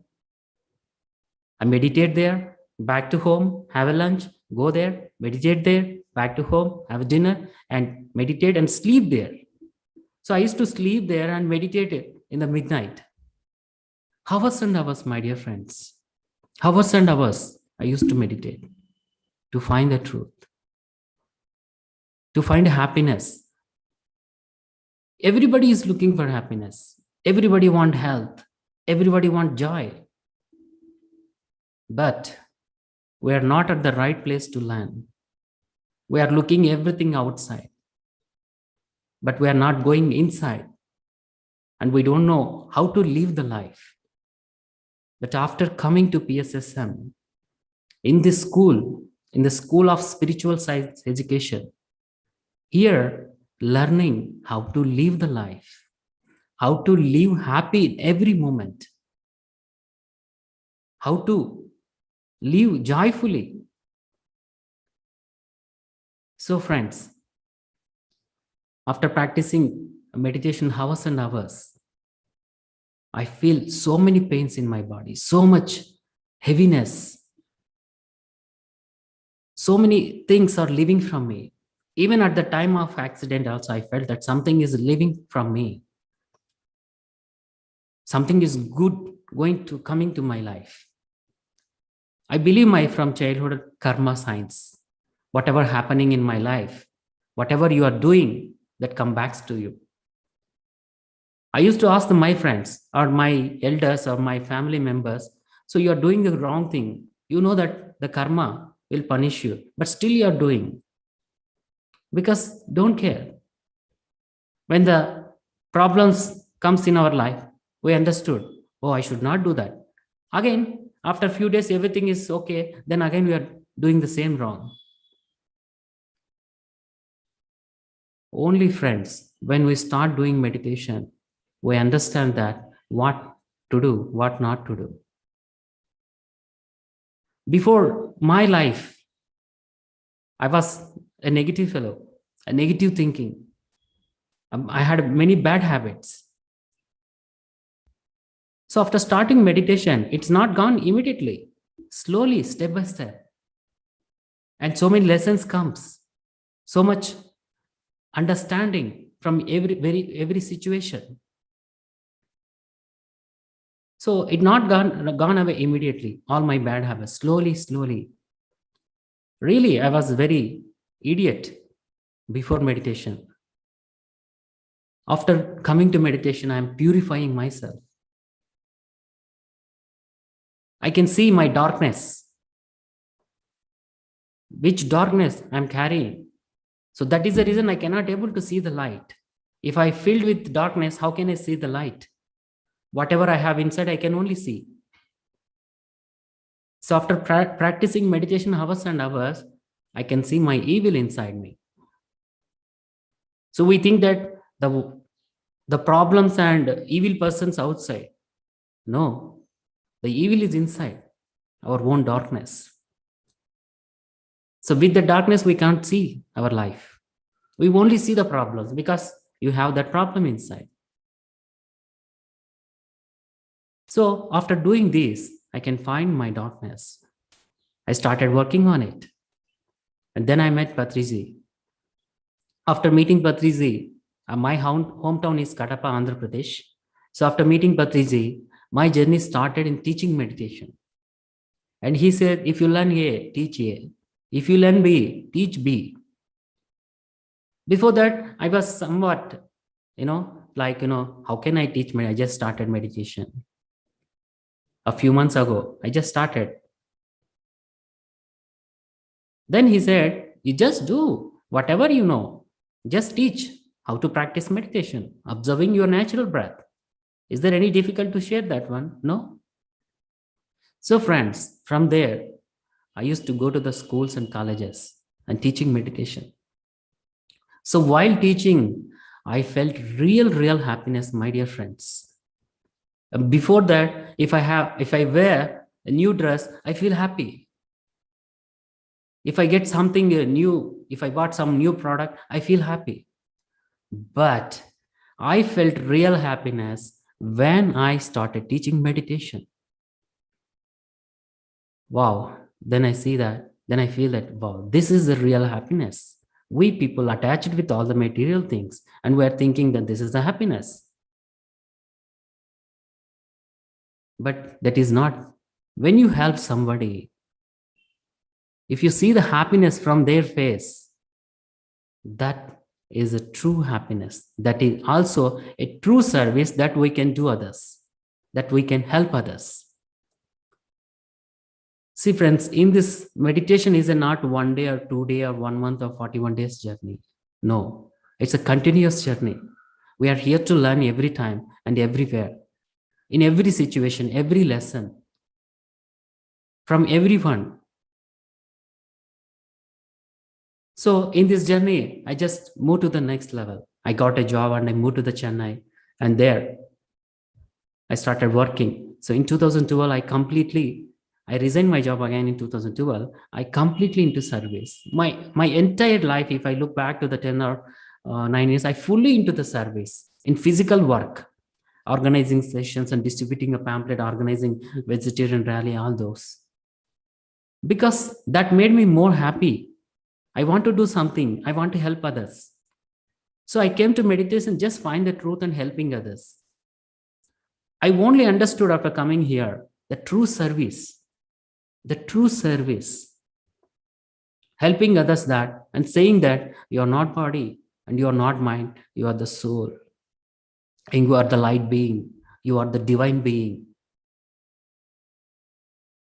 Who will say this word? Nobody say. Only in PSSM says that you are the soul and you are the divine being, you are infinite being. So when you think about you are the soul and you are infinite being, your thoughts and your mind, everything changes. You think that you are not limited. You are infinite being. You everywhere in this universe, everywhere you are there. So here we are learning many things. These are motivating me to do more and more work, to do more service others. Whatever I wanted to do, I can able to do with my thoughts, with my power of meditation. So in this process, I got married. I was looking for the woman who has the same thoughts and same feelings like, service, doing service, helping others in spirituality. So I come to know her and we matched together our thoughts and our feelings. Then I married her. And we continue this meditation journey. That also happened in meditation. So everything, whatever we want to manifest, you had some thoughts and you have some desires to manifest. That happens through meditation, only by emptying your mind. With busy mind, we can't do anything. Only with our empty mind, we can able to do anything. So friends, why we need meditation?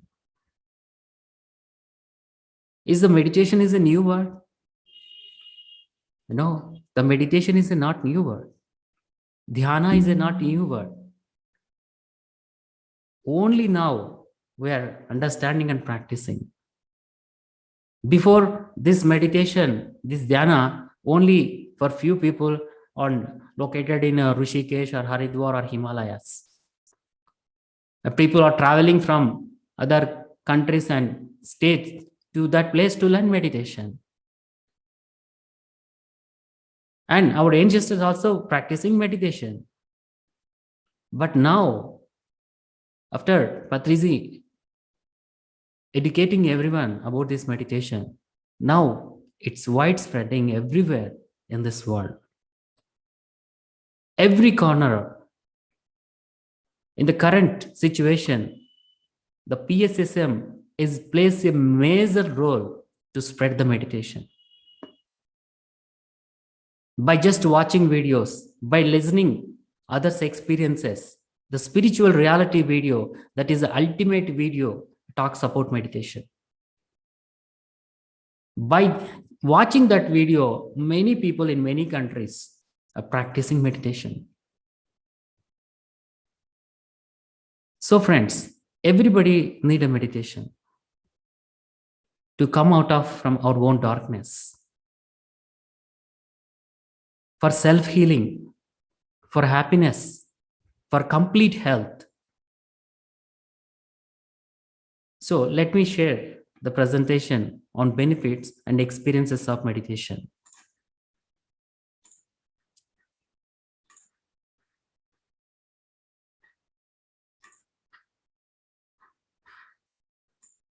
So friends, there are many benefits by practicing meditation. Those who are here and practicing meditation, definitely they got benefits, whatever they really needed at this moment. Some people have a problem with the health. They cure and they will be healthy and happy just by practicing meditation. So here I list out a few benefits of meditation. The main benefits: immediate healing. So when you start observing your breath, start practicing your meditation, you can feel the healing is happening inside you. The healing happens everywhere in your body, every corner of your body. We need this healing, friends. For this one, we are looking outside.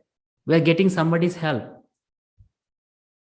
No, you can heal yourself just by observing your breath.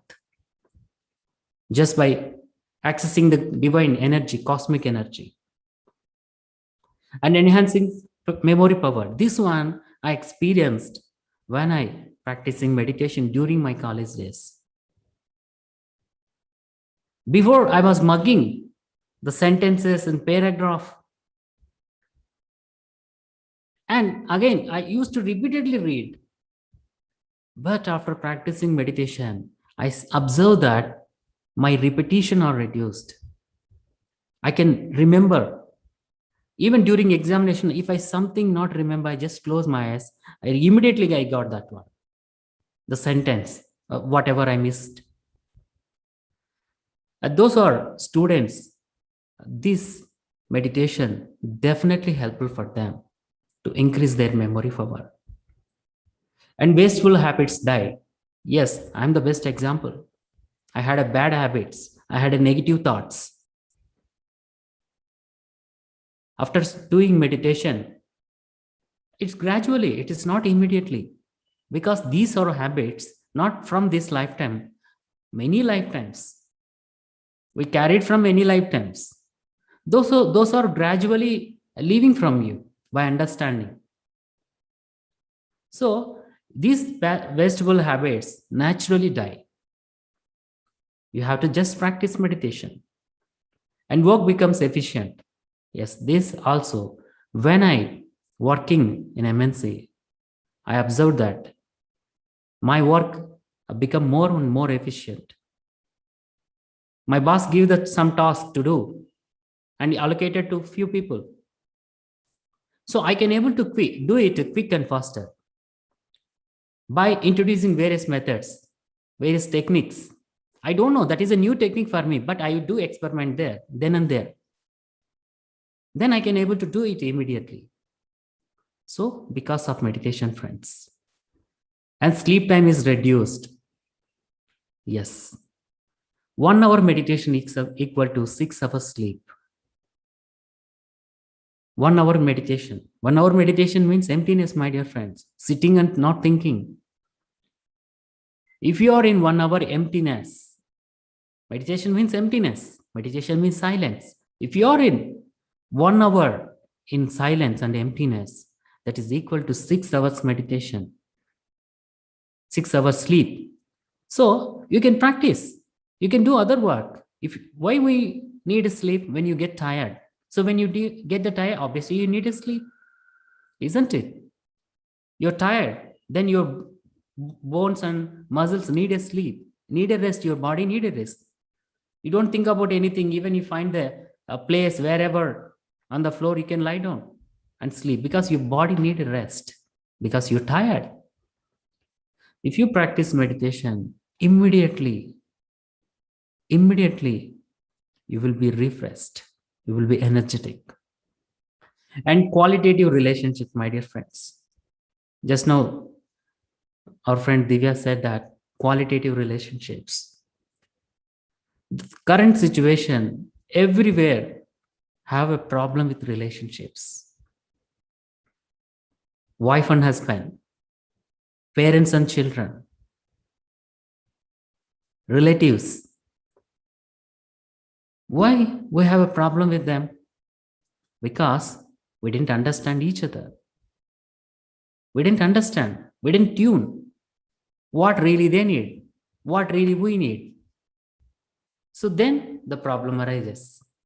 So when you understand each other, there will not be any problem, only understanding.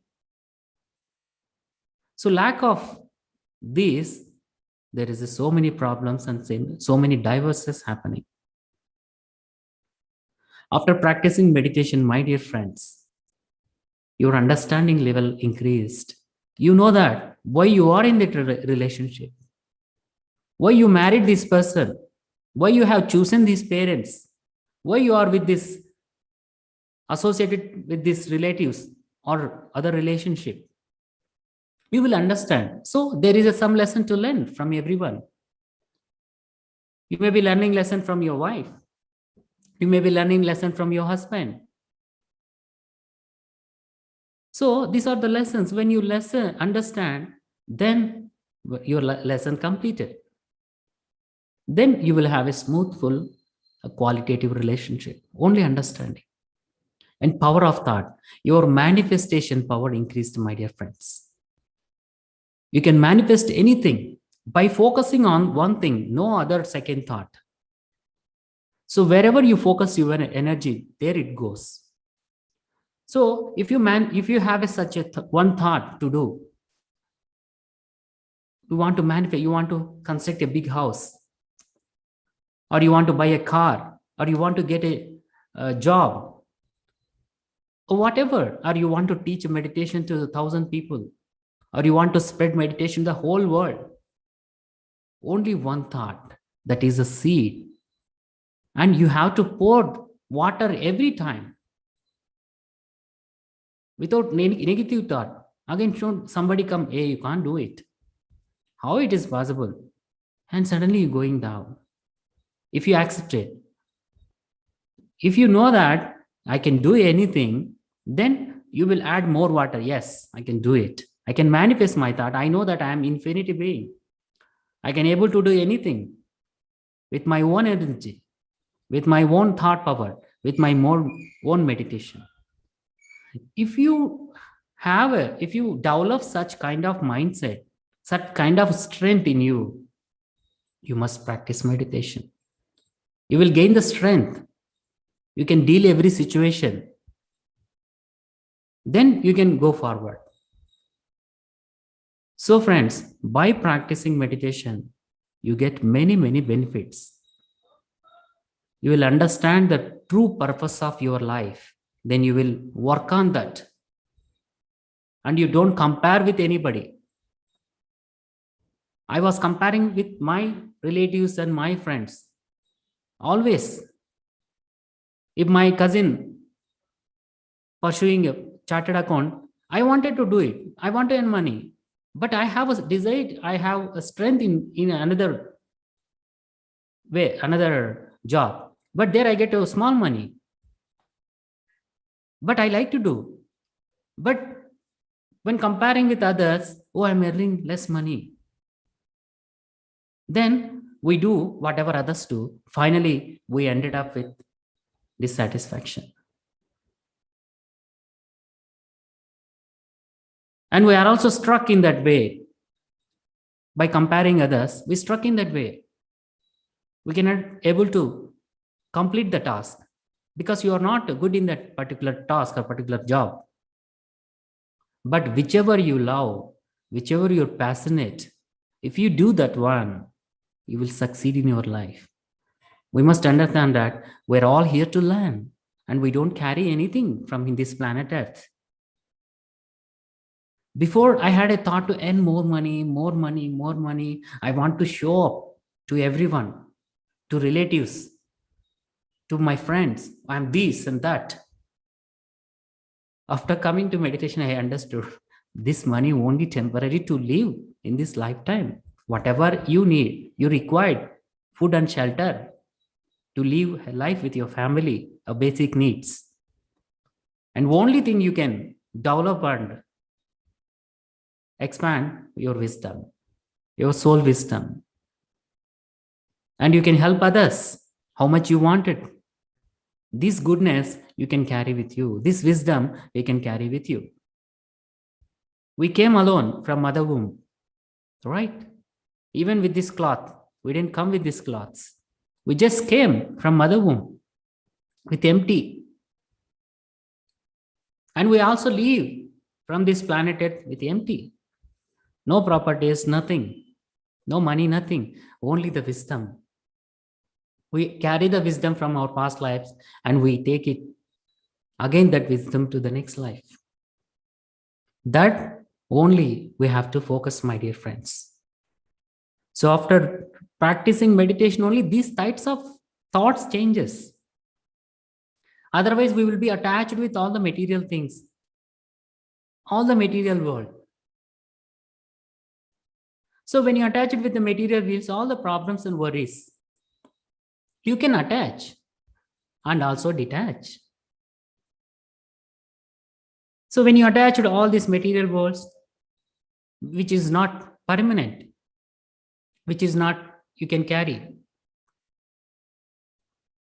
then there will be problems. Then there will be challenges. We don't understand why it's happening. We are stuck there. We are finding the way. We lose our health. We lose our happiness. We can't spend time with our friends, our family. We started actually to find a job at something, to manifest or to do the work or to gain more money, to live happy. But while doing that one, we don't get happiness. So friends, the true happiness comes only by practicing meditation and being in the middle path. Being in the middle path. So friends, these are all the benefits of meditation. So more you practice meditation, more you get more benefits. more understand about you. First of all, we will understand about us, not others. First, we will understand. Oh, this is Manoj. What kind of Manoj this? Is a good person or bad person? Is selfish or greedy? Oh, if he's selfish, I should not be selfish. I should be helpful others. If I am greedy, I should not be greedy. I have to remove this one. If I'm arrogant, no, I should not be. I have to work on it. So purification. So because of these qualities, because of these negative qualities, we are taking many lifetimes purifying. We have to, if we learn these lessons and purify, then no need to come again this planet Earth.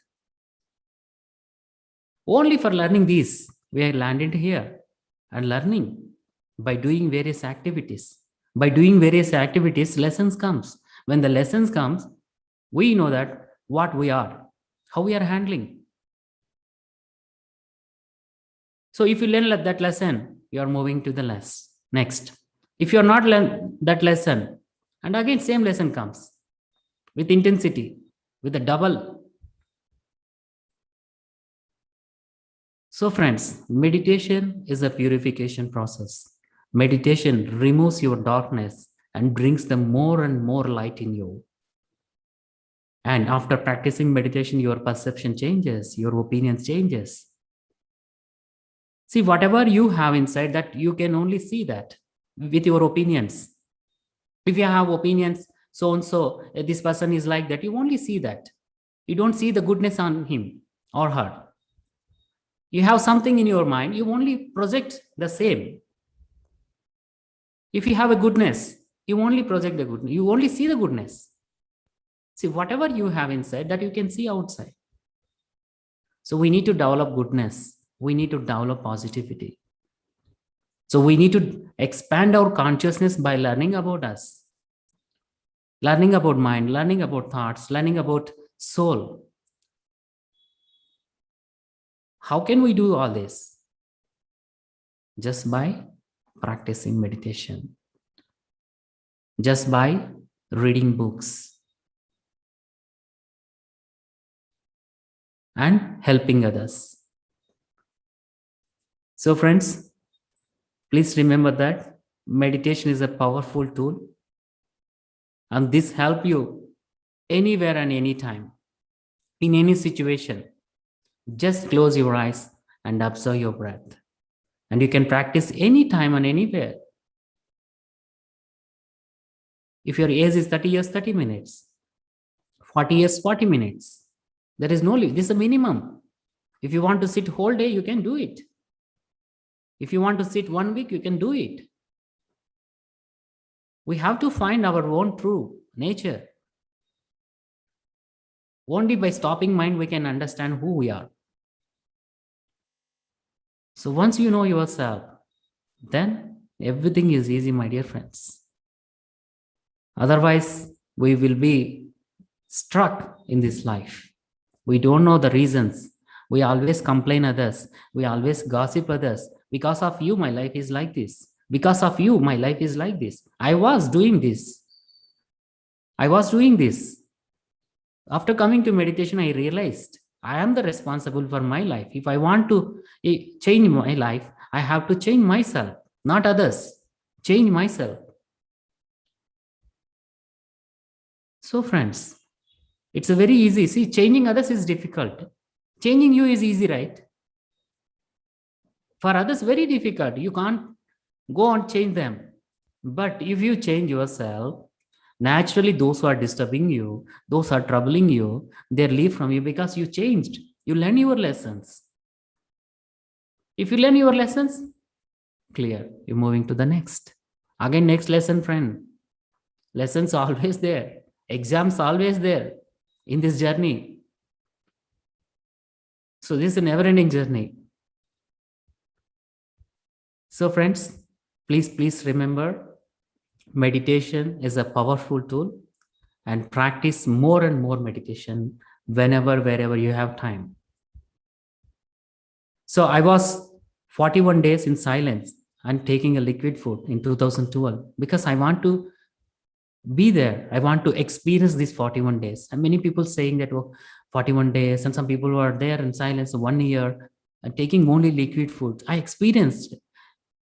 So during my resignation period, 1 year, I dedicated my time for 41 days. I don't know whether I get again 41 days if I started working.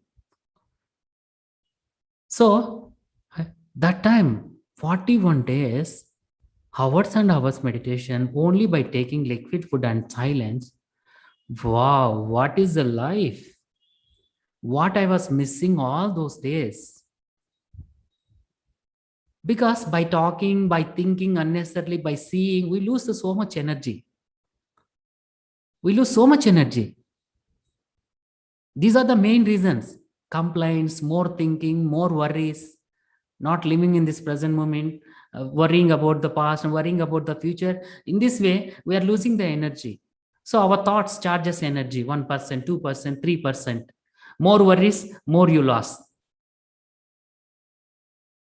So if you want to preserve your energy, if you want to keep energetic yourself, you must stop thinking unnecessarily.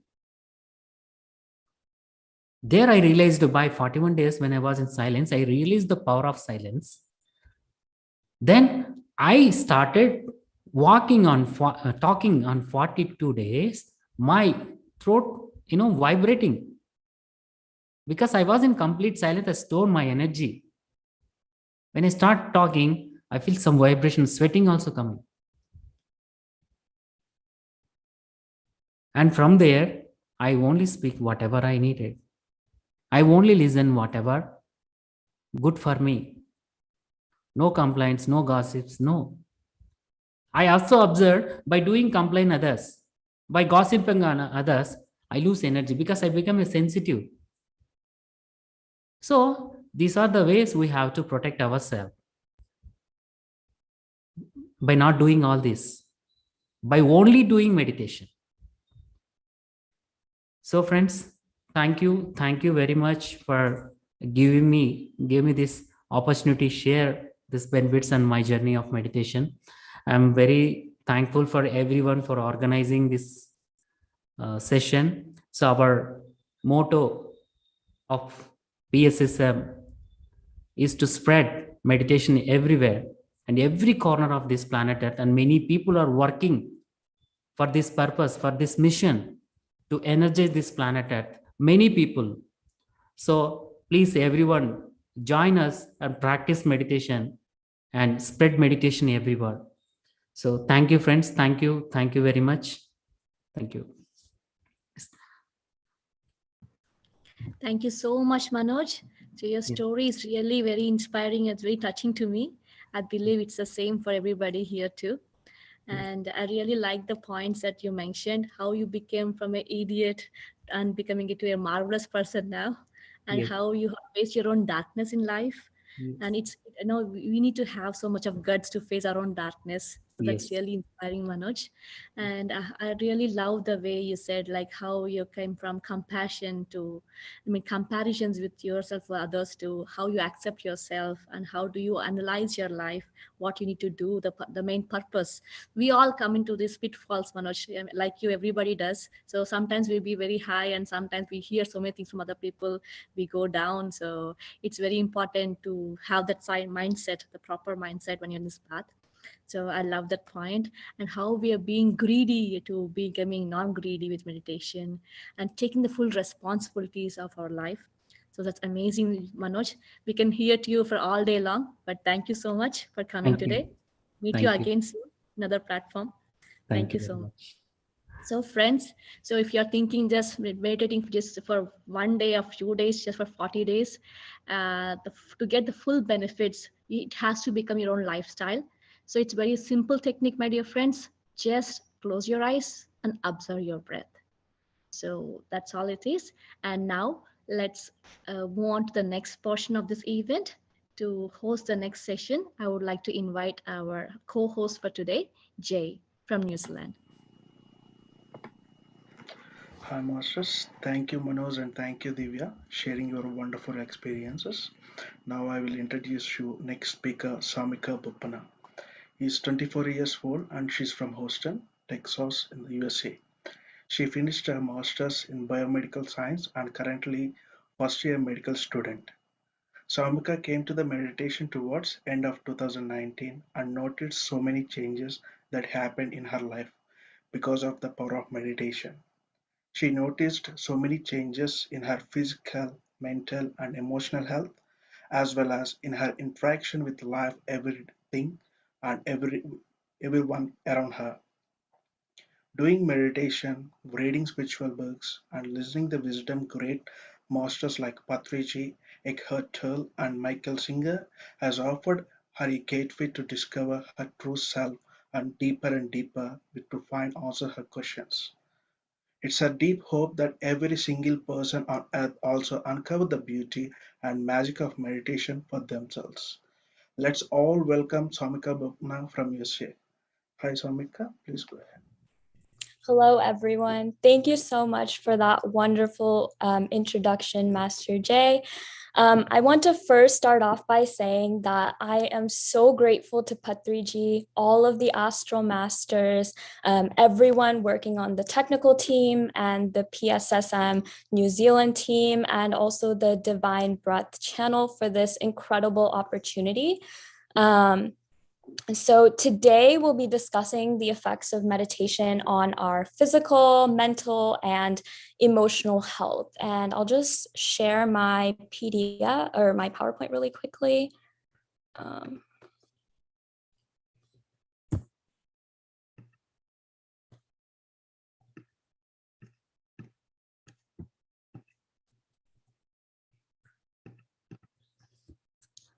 Okay, so first, I just want to share a little bit about my journey. So I first started meditating towards the end of 2017 when I was in my third year of college. And it was during then that I started to really experience depression and suicidal thoughts. And while I've always really struggled with anxiety my entire life, it was really during then that I felt like my entire mental and emotional health were just kind of spiraling beyond my control. So then a friend of mine suggested that I try therapy. And when I went in for my first therapy appointment, my therapist said that she was planning on starting an 8 weeks mindfulness meditation program. So that was my first introduction to meditation, and that's how I started. So during those sessions, we would do about 15 minutes of meditation, and then my therapist would ask us to share our experiences. So then I progressively started to feel a lot better, but then I became just very distracted with life and school. And then my meditation practice was just very on and off, and it was very inconsistent. And then later, towards the end of 2019, I began to experience another extremely stressful time period. And this time, the anxiety was just really through the roof. And it was way more than anything I've ever experienced in my life. And so one day I just sat there talking to the universe, and I was like, please help me and please guide me, because I don't know how to go on living like this any longer. And then I heard this very strong and clear voice that came from within me. And the voice said, the only way out of your pain and suffering is for you to meditate. So that's how I started meditating seriously and with a lot of dedication. And then 2 days later, my mom, Suchitra Bapana, introduced me to someone in PSSM, and they sent me the spiritual reality video, which I thought was absolutely fascinating because I didn't know there was that much to meditation. I've never heard that before. So through my regular meditation practice, I began to feel so much better. I I had this newfound sense of confidence. I began to deprogram and change up my conditioning and thought processes. I finally began to believe in myself and in my success. The depression went away completely. And whenever the anxiety would come up, I knew how to observe it and no longer believe the old conditioning or the old stories that I previously had. And so the anxiety would also go away on its own. And but while the spiritual reality video really explained the energy aspect of meditation, so I really understood about the astral body and what happens with the nadis and everything like that. I'm also a science student, so I really wanted to understand how my mental health issues that I had been struggling with almost my entire life and just went away completely on its own, and why I no longer needed to take my allergy medications every single day. Because prior to meditating, I really had to take allergy medications for about 3 years, but that just went away naturally on its own. So I really wanted to understand what's happening to my body, and how is meditation really helping this body. And so that's when I began to understand the effects of meditation on the physical body. And so this is what I'll be sharing with you guys today. So first, we'll talk about how meditation affects the amygdala.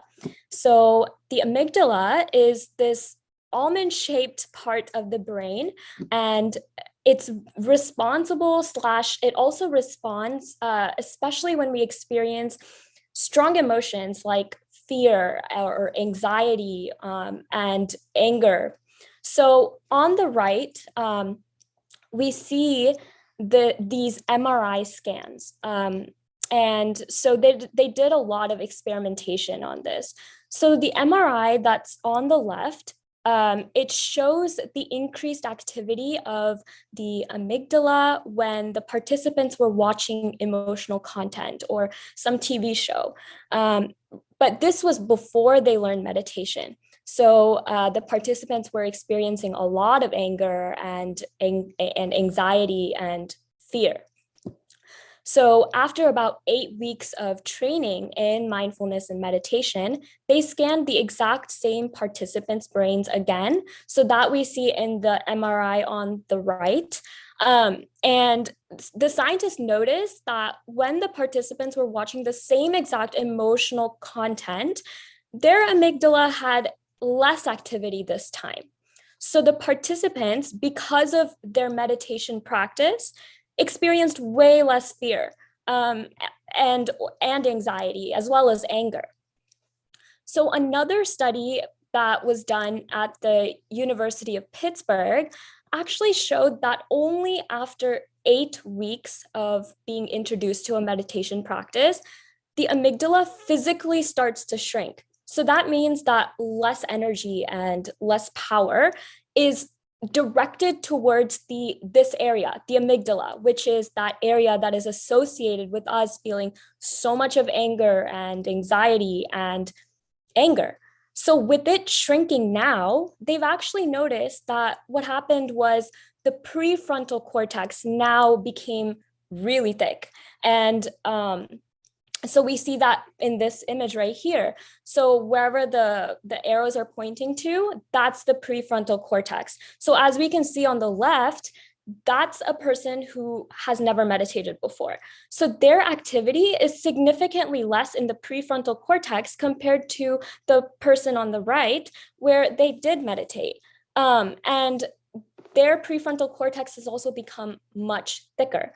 So the entire point of the prefrontal cortex is that it really helps us with awareness. So it increases our awareness, it increases our concentration, and it helps us make better decision makings. Like it helps us make better decisions. So it really helps us with all of these things. And so as you have probably started to figure out, the amygdala is very much involved in the beginning stages of the body's response to stress. So now we'll be talking about the autonomic nervous system. So a little bit of background on the body's autonomic nervous system. So this system is what automatically on its own just regulates the body's different processes through various chemical and electrical signals in order to make sure that the body is in a state of balance. So that's the entire point of this system. It's to make sure that we're balanced, our body is balanced, everything is happening properly the way it's supposed to, that we're in a state of homeostasis. That's the technical term for it. So it helps control our hormone secretion, our blood sugar levels, the body temperature, digestion, immune function. And I mean, it has so many other functions. It's very vital. So now this autonomic nervous system has two different branches to it, or two different parts. It has the sympathetic nervous system, and it also has the parasympathetic nervous system. So but the caveat is that both of those systems cannot be active at the exact same time. So if one is active, the other has to be inactive. So if the sympathetic nervous system is active, the parasympathetic nervous system is going to be inactive, and vice versa. So the sympathetic nervous system is for fight, flight, or freeze. So for example, if there's a bear or a lion, and if either of those two animals were to appear in front of you, the amygdala, which was part of our brain associated with anger, anxiety, and fear, like we talked about previously, will get activated. And then through a series of different processes, a downstream effect, the sympathetic system also gets activated. So then you can either fight the lion or you can run away.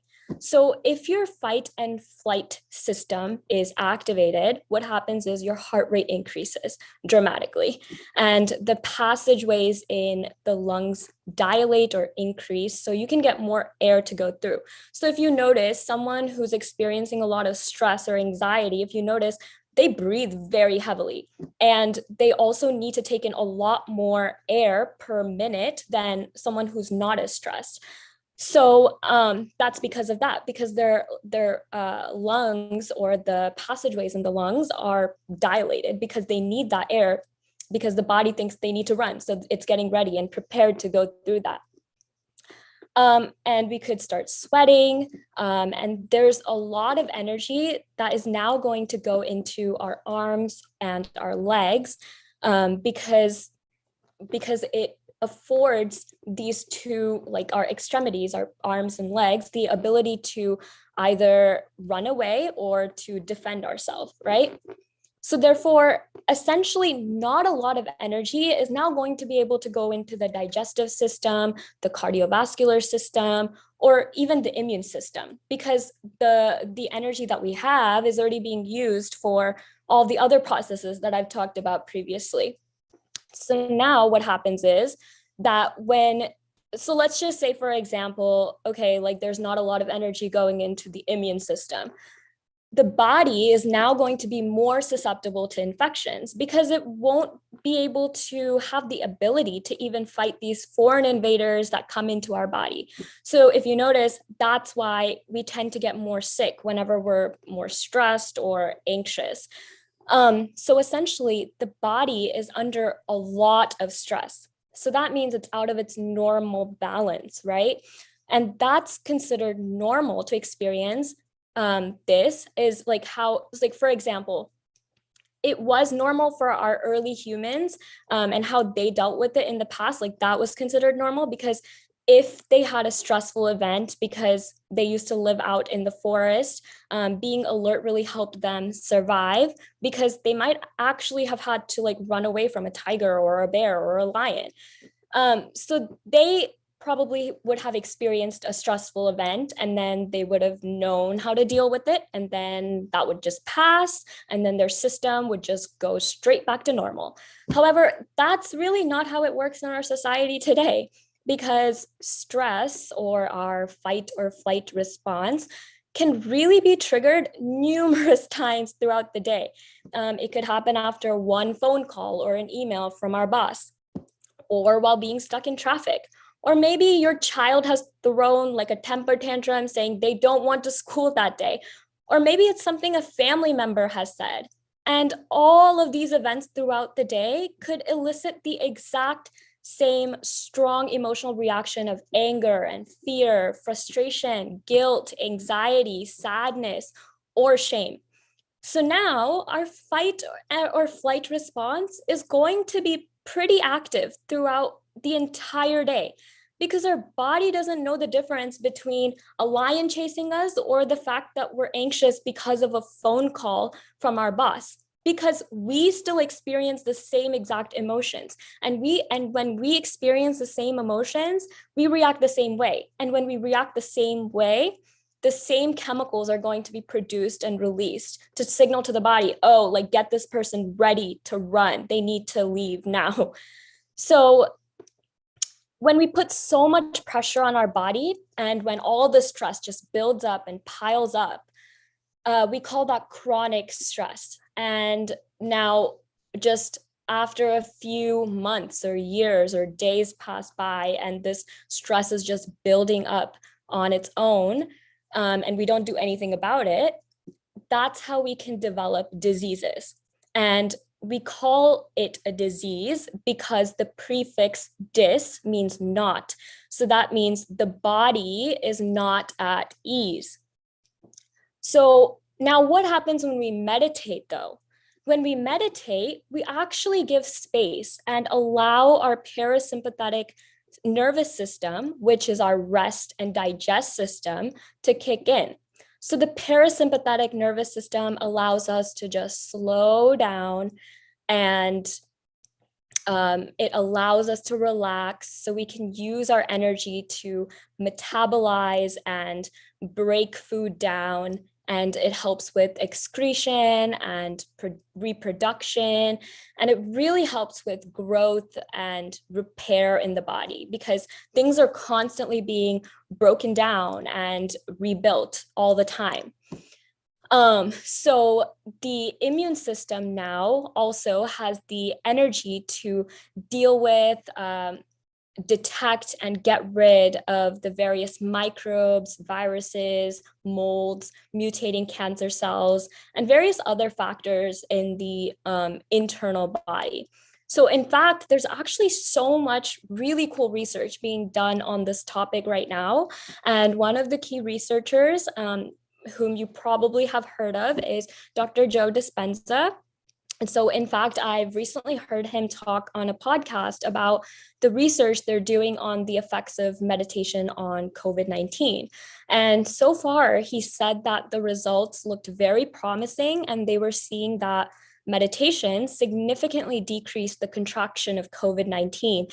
And I think they're still working on the research and making sure they have enough data to publish a full-on research paper about it. And the things that I've talked about today are only a smidge of how meditation can change our bodies for the better. There is so much more that it can do for us. And I really hope that every single person has the opportunity to experience and really discover that for themselves. And I'm really excited to see this explosion of research that's being done on meditation. So that way we can really bridge the gaps between science and spirituality, and now they can really come together and complement each other. So thank you so much for listening. I'm so grateful for this opportunity. And if we still have a little bit of time, I would like to just do like a 5-minute meditation and a quick body scan meditation. So if you guys just want to like all close your eyes and cross your feet and clasp your fingers like this, and just remove your glasses if you're wearing glasses. So we're just going to take a deep breath and exhale out any anxiety or stress or anything that feels heavy, and it's all just going to come out. We're going to do that one more time.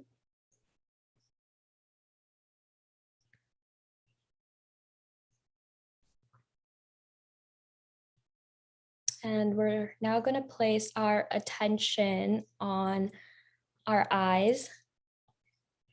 And we're going to relax and release any tension that we feel behind our eyes.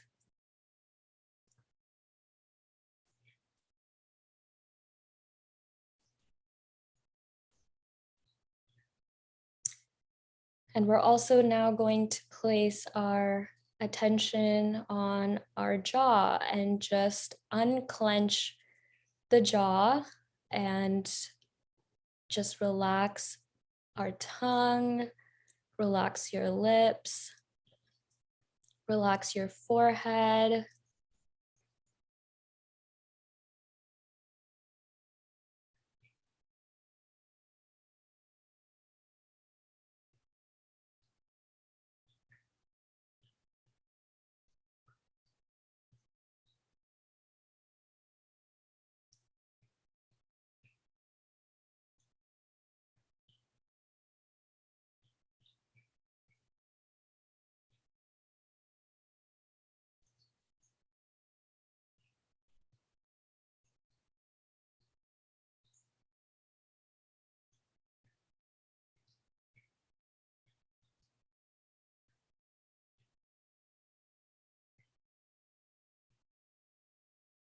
Relax your whole face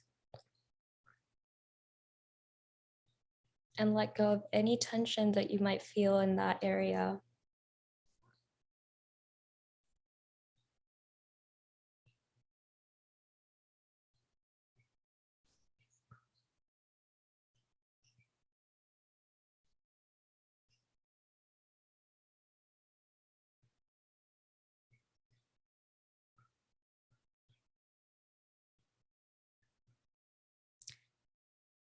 And now we're going to focus our attention on our throat and just relax and release any tension that you might feel in your throat.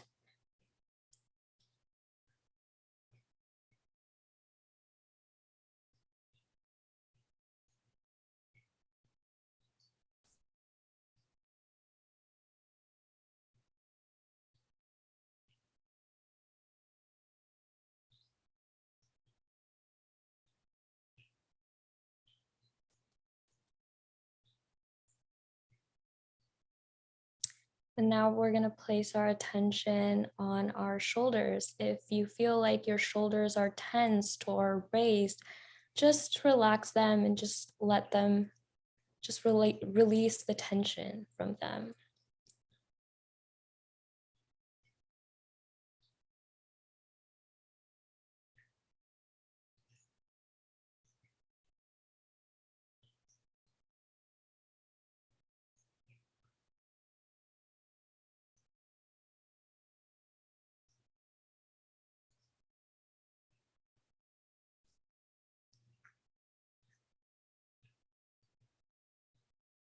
And now focus your attention on your entire arm and your fingers and your hand, and just relax and release your entire arm.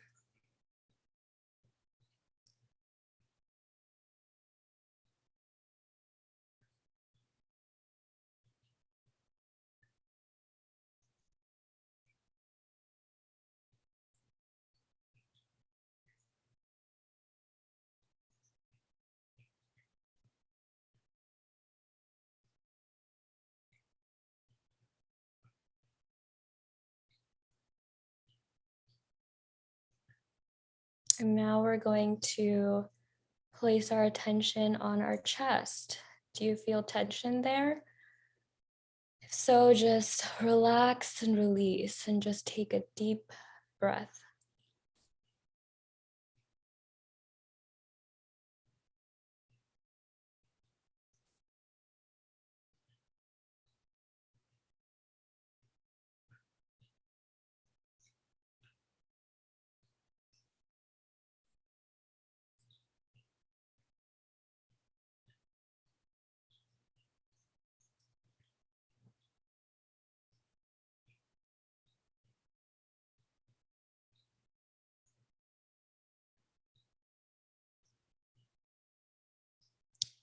And now we're going to focus on our abdominal area. Do you feel your muscles clenched or just rigid? Just relax and release your abdominal area. Just notice if you have any tension in that area and just watch it, and it will relax and release on its own.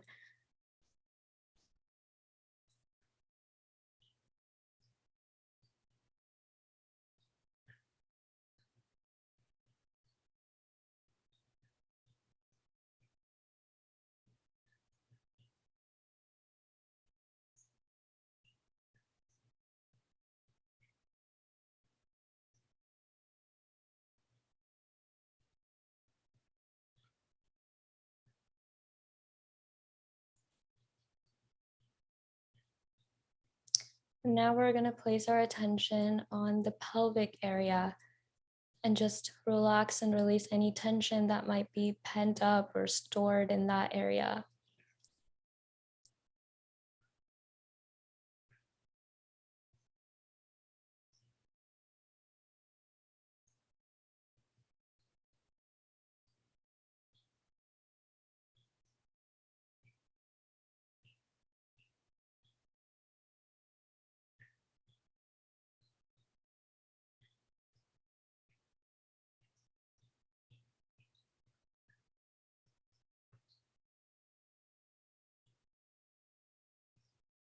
And now we're going to focus on our thighs and just relax and release any energy that feels tensed or that is causing any tightening in that area.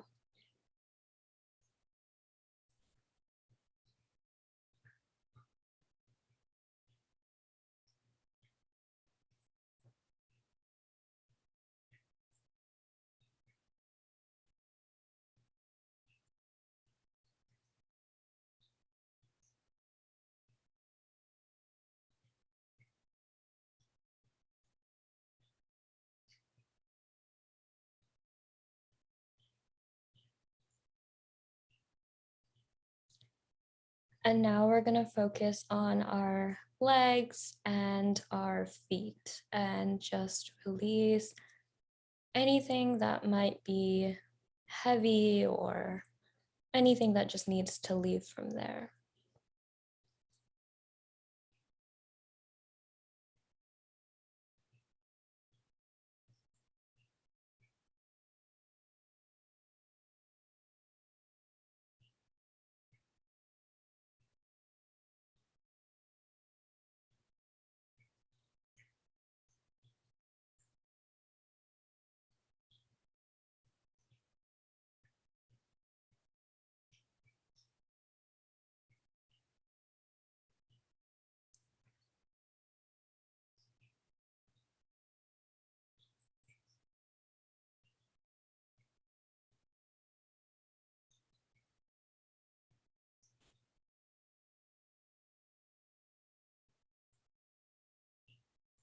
And now we're just going to scan the rest of our body from the top of our head to our toes and just release any more tension that you have left in any region of your body.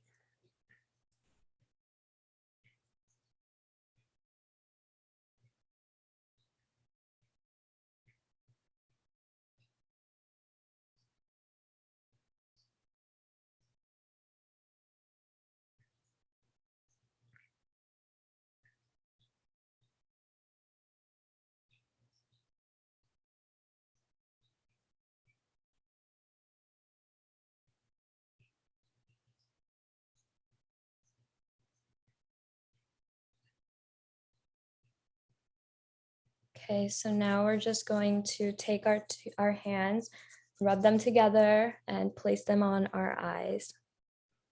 3, 2, 1, 0. Thank you so much.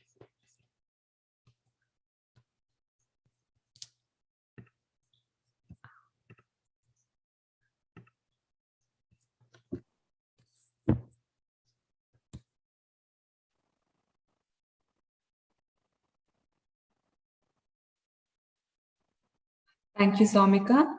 It was really a wonderful session. And so you have explained in terms of medical terms. So it's quite useful for us, where we couldn't get this kind of in-depth knowledge from others. So I appreciate all your efforts for producing this slides, and which is really helpful for us. Thank you.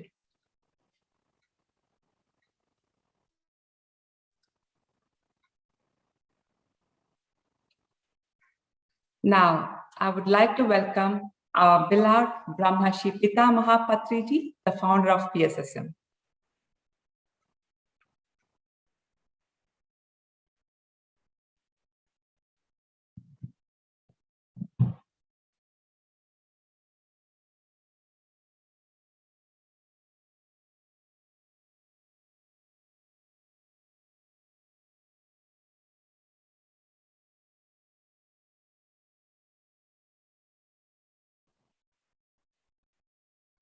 Jay, or is he online? Yeah, it's showing in online. I already texted the message. I'm waiting for.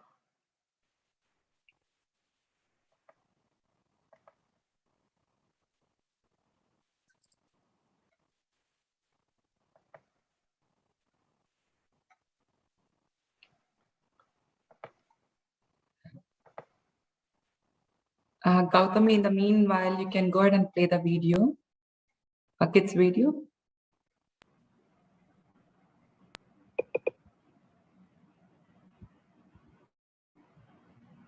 Hello everyone, I hope everyone is fine. I am Anish Raj.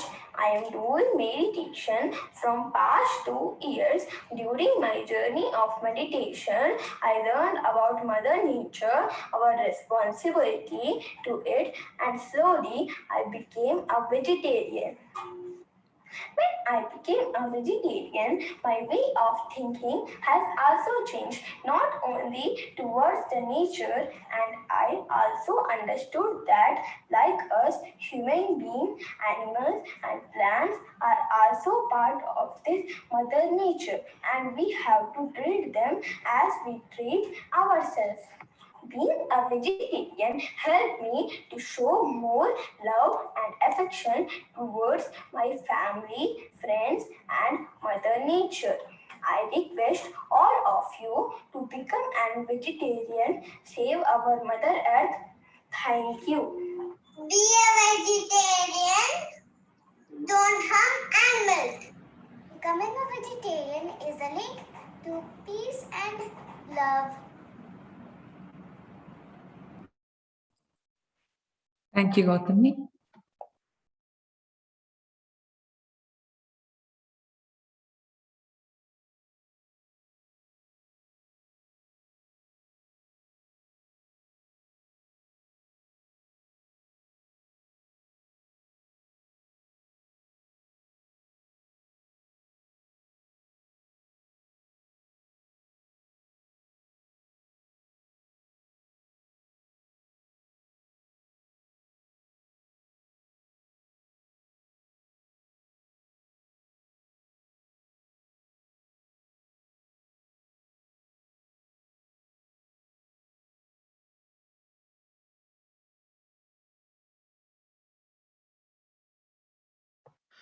Sar will join in 10 minutes. Okay, thanks for the update, Jay. So yeah, Jay, you can introduce Sohana, or like whoever the speaker is. Yeah, Srivalli, our co. Yeah, hello. Hello, everyone. My name is Srivalli Penamurthy. I'm so glad to be a co-host in this event. I'm currently a second-year undergrad student, and I got introduced to meditation actually quite some years ago. My parents, both Kameshwari and Gopi, have been meditating for a lot of years now, and seeing their progress, I also got inspired to start my own meditation journey. So that started around 2 years ago but it was like an on and off kind of thing as I got busy with other things, school, life and all that stuff. But for the past few months, especially with COVID and everything that's going on right now, I started to make it a habit and continue to meditate every single day. And I think what inspired me to keep going was reading a lot of the spiritual books that kind of explain the importance of meditation and the different aspects you should be focusing on. So among the many books I've read, I think the most notable ones I should and could recommend to anyone would be The Untold Story of Sita. I can read that book so many times. It's so interesting. So that's like one of my favorites. I also read My Journey Through Time, written by the same author, Dina Merriam, Buddha's Wife. So like I can just go on saying a lot more books, but currently right now I'm reading Bringers of the Dawn, which interests me right now. So reading has always been an interest of mine. And so joining that with spirituality has been a great journey and experience. And I continue to embark on this journey. So without further ado, I will introduce our guest speaker today. So our guest speaker for this session is Sohana Dodle. Sohana Dodle is 23 years old and is currently working as a software developer in California, USA. She has been in the spiritual path and has been practicing meditation since she was a third grader. And her life took a U-turn as she practiced meditation and went into spiritual wisdom that changed her thought patterns.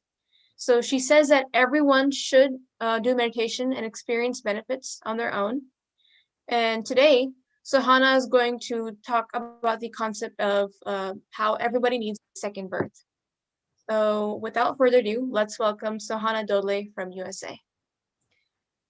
Hey Shrivali, thank you. Thank you so much. It was a very lovely introduction and words. Thank you so much for that. So it's been like we have been, listening to several speakers since the start of the event and their experiences, trust me, it's really wonderful. And it's something that can be expressed even in words. So that is why I think right now, like till all the speakers, they have spoke and you have experienced what is happening within your physical body, right? Your physical body, how does it change and what all food that you got to give it to your body and how do you have to make your body sit in a posture to meditate, right? This is all that we've covered till now. So I actually wanted to make you experience and at least, to educate about the unknown facts that we have not been knowing that we are that, we are this, so we don't know many things about us. And I thought, let me just take you on a tour about that.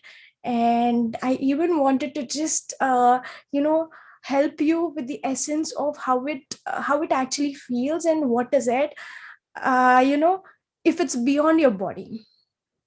So let's get started. And the topic I've chose was second birth. So I even made a PPT, but my organizers here, they really wanted me to show my face for much longer time. So not to feel guilty and not to disappoint any of the participants here, I've even made PPT, but maybe in the ending, I would like to do it. So let us just talk. Okay. So the topic is everybody needs a second birth, right? So do you understand what is second birth? Or, do you know how it actually feels and how it actually looks like? So before getting started, I would like to ask all of you one question, that do you ever question yourself for your thoughts, for your actions, for your behavior, for your speech? Have you ever questioned yourself? We are not used to it, right? Because we don't like somebody else's questioning us. And at the same time, we even don't like we ourselves questioning it to ourselves, right? So it's always that most of the time we avoid questioning ourselves because we lack clarity in our path, in our steps, in our journey, right? That's true. Because if we question ourselves, somewhere deep in your heart, in your mind, we know that we are guilty about the actions, the speech, that what all we are doing, right? Somewhere. And that has not been spotlighted. If that has been spotlighted, then we would have known. Then what is lacking here? The light has to be spotted. Then where is the light? The light is missing. The light is completely been missing because of the ignorance. What ignorance? If you come through your ignorance, if you get rid of it, then you will be landed in the place of awareness, right? In awareness, what actually happens is you will be provided with a lot of light. What kind of light? You start understanding things in a much more different level, different state, and everything. And that is being so called as maturity. So in the second birth, it's all about your thought management, which leads to even energy management. So these were the two topics, and that I really feel everybody needs to know. And what happens in the first birth or the second birth? Before going into the second birth, you all have to realize something, that we already have taken a first birth. Yes, right? Today we are alive in this planet, talking to each other. We already took first birth, which is a physical form. So for this physical form to be reproduced into this into this world, it was 9 months of preparation that we can, that's been visible to us. But before that, it's been another 9 months of preparation, which is completely invisible for us. So before coming into this reality, into the 9 months of process, and before that there were again 9 months, so completely it was 18 months of preparation that has been made for your first birth. So right after first birth, then when is the right time for your second birth? When is the right time? Whenever you are in a suffering, and whenever you are completely in a situation of hopeless, and there is nothing that you could do about, that's the right time for your second birth. So in your second birth, all you got to do is, it's so simple. Usually if you're not in this path of journey, or if you're not in this path of awakening also, we end up doing many of the things. It's a chain of things. If for example, if you are frustrated in this moment, what do you do? But that situation being carried away to the multiple different people, and that energy has been shared with the other people, and those other people went on sharing it to the rest other people. So it kept on increasing, right? So wherein, when you realize that you got to take a second birth is nothing but waking up, awakening. Awakening is what? Leaving your ignorance behind. It's just that simple. So here, after first birth, most of the time when we speak or something like that, we end up saying that we need a start over. I need a change over. Life needs transformation because my old patterns aren't working. My old methods in life aren't working. What methods? What patterns? Your thoughts, right? Your thoughts are the cause that where you are exactly in, and your thoughts are the cause for your effects. Every effect. Your thought is the only faculty that your mind can produce. But apart from all of those, whatever your mind is producing for those thoughts to come in this reality, we use our 5 sense organs, right? So just the way, like Gautam Buddha has always been teaching and taught for many of the years about something, a greater concept called Eightfold Path, right? So it's all about that. If you start following Eightfold Path, it's very simple, it's just having little awareness on what you're doing, mindfulness. So I'll even explain you how would you achieve the state of awareness or mindfulness. Maybe in coming couple of minutes, I'm going to do that. So this is about the first birth and the second birth. You know, everybody, what happens is like a college student. You know, how does college students and school students be? They go to schools and colleges, and only some set of students become merit students, and the other set of students, like the last bench students, they're not much aware of what is even happening in the class, and they end up just deviating or distracting from their paths, right? They're going to college to study, they are paying lots of tons of fee, but end of the day they have been distracting, going out to the other things. So just the way we are all also have been distracted. Why are we distracted from the path? Just because of our ignorance. So what has to be that path? So it's just that little amount of awareness, little amount of mindfulness, every stage you grow.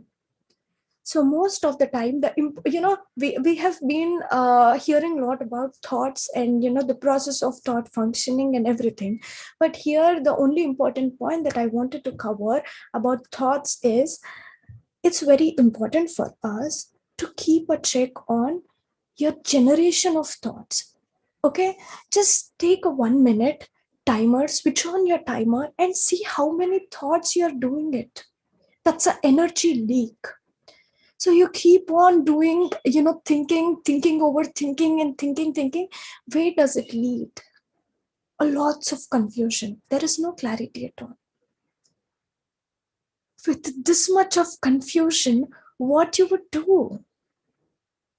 And understand something, your thinking will not clear or resolve your suffering. Your thinking will only increase your suffering. So what happens is, we keep on thinking. Now, if, for example, just take an example, I am 20 years old, if suppose, and my brain has to be somewhere only like just the way it has to be for 20-year-old person. But if I keep on thinking and if I increase that efficiency or that process, after some point of time at 20 years old, my brain starts overaging, like 40 years old. How sad it is. So do you think, are we using things in right way? That what are all the faculties that we have been provided? So actually, I am gonna continue right after the next minute, but here we have our Guru Brahmarshi Pitamaha Patriji Garu. So I think we have 5 more minutes to go. So okay. Sai Kumar sir is here. Sir, let me know if sir comes, okay? Till then, I'll continue. Sir is coming, madam, in 2-3 minutes. Sure, sir. Sir will be in 2-3 minutes. Yeah, he is coming. He's non. He's more. Okay. Sir.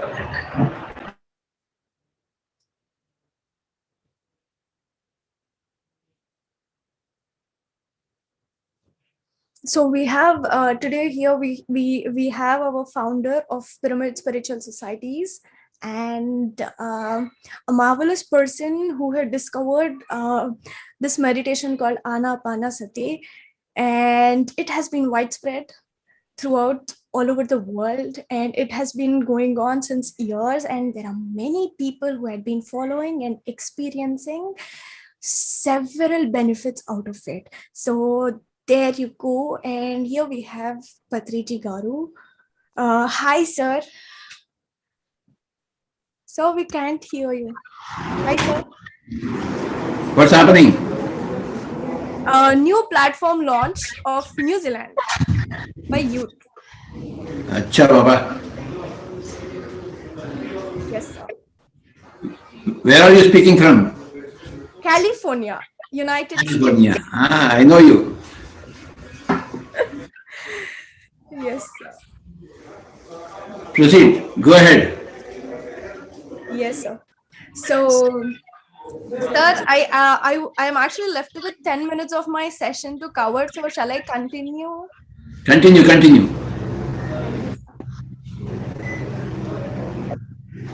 Okay, There you go. So here to make it, okay, I have a recap to show. So let's go with the slideshow PPT.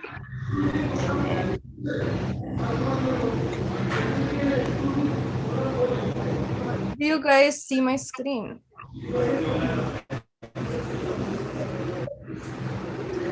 So this was the thing that we were talking about. Everybody definitely needs a second birth. And what does it have? What do we have in it? The first and foremost thing that we all got to keep a check on ourselves, asking questions to yourself. Where are you up to? What are you up to? Are you on the right track? Are you doing right things? Are you thinking in the right way?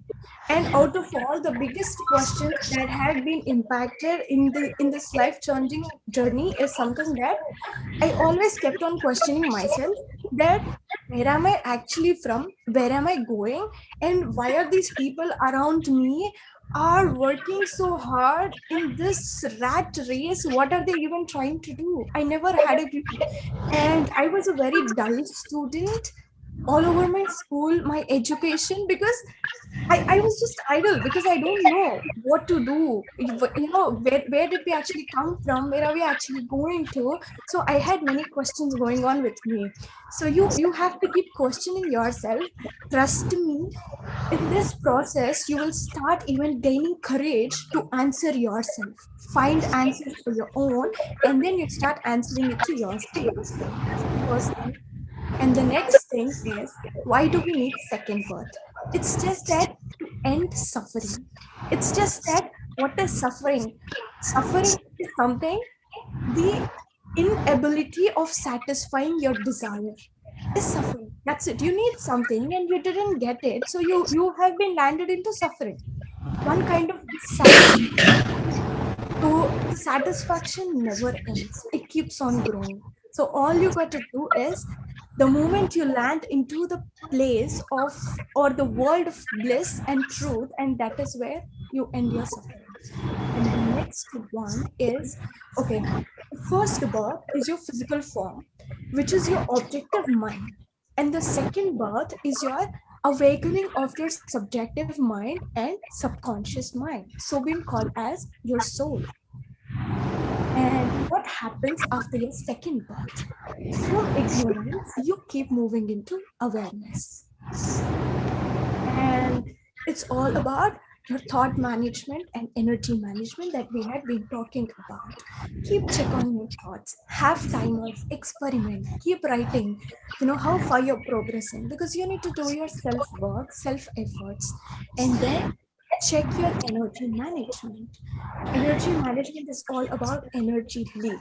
I will explain this to you in the further slides. And the one benefit that you end up after second birth is, from the world of finite, you move to infinite, unlimited, and the ultimate world. So infinite is something you have been provided enough that what all you want. And how do we get second birth? This is the biggest question. It's so simple. Meditation. Any meditation you take, but every time you can't have all the environments to do certain set of meditations. But here our guru has been discovered a very simple way. It's just that wherever you are, it's this simple. It's called Anapanasati. And wherever you are, just be in a relaxed posture, but have your head straight. Close your eyes, make a circuit with your body, clasping your hands, clasping your fingers, crossing your feet, and just observe your breath by closing your eyes. That's it. It's just process of relaxing your mind, and then slowly it even starts giving you peace and reducing the amount of thoughts you're generating. And right after that, what it does, it starts showing you what your thoughts are and what are you doing. And the next one, with this, what happens is you start being light unto yourself. With that light, see, imagine something. If there is lots of darkness, can you see things clearly? No, you can't. Only with the light, you can see things clearly. So you have to generate your light even within to know what is happening within yourself, because everything is self-reflection. And here, in meditation, I would love to explain one most important thing is all lives matter. Definitely. be a vegetarian. You have to start it. You have to start being vegetarian. You know, there is nothing benefit that I am getting out of it, asking you to be a vegetarian. But see, trust me, no blood food, only good green grown food. Because when you are doing meditation, it's awakening of your energy. There is a good flow of energy. So energy can be transformed from one form to the another form.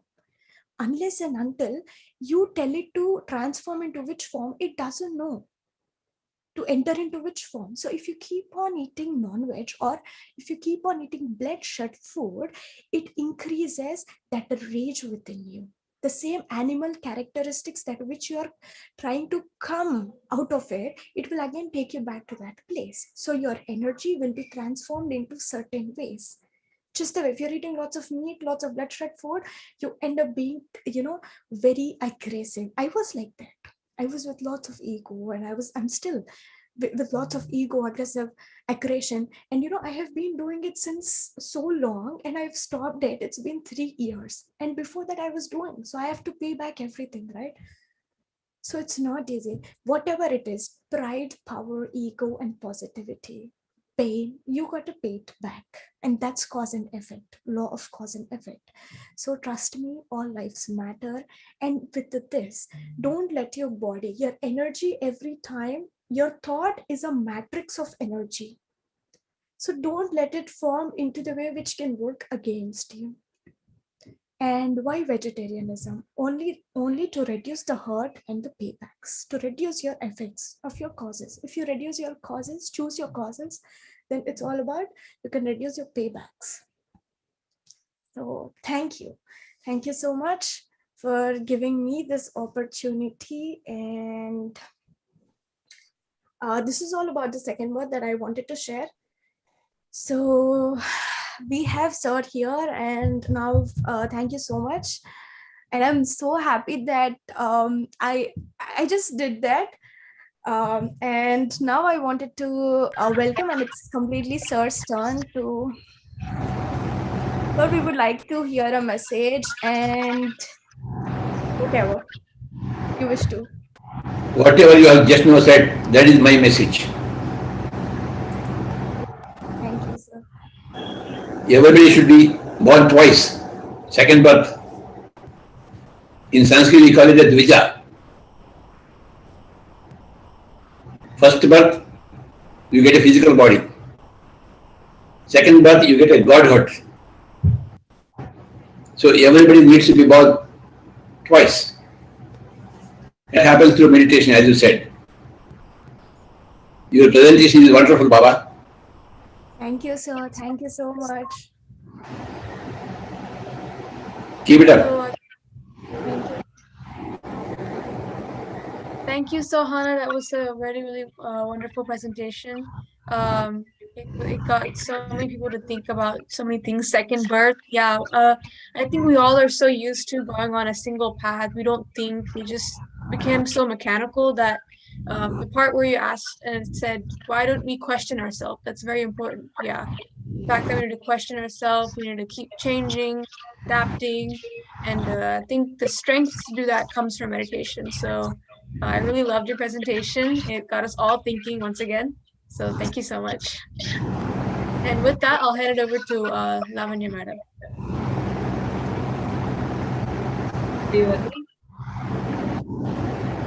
Hello, sir. Namaste. Namaste, Baba. Sir, to give you a short recap about our program. So today's program is Live and Let Live program. It is all about to create awareness in mankind about meditation and the right food. We are organizing this event through the collaboration of PSSM New Zealand and the TheDivineBreath YouTube channel, Australia. So our program consisted of 5 speakers today. They spoke about compassion towards animals, the right food, importance of meditation, effects of meditation on physical body, and everybody needs a second birth. So these are the topics which we covered today in our session.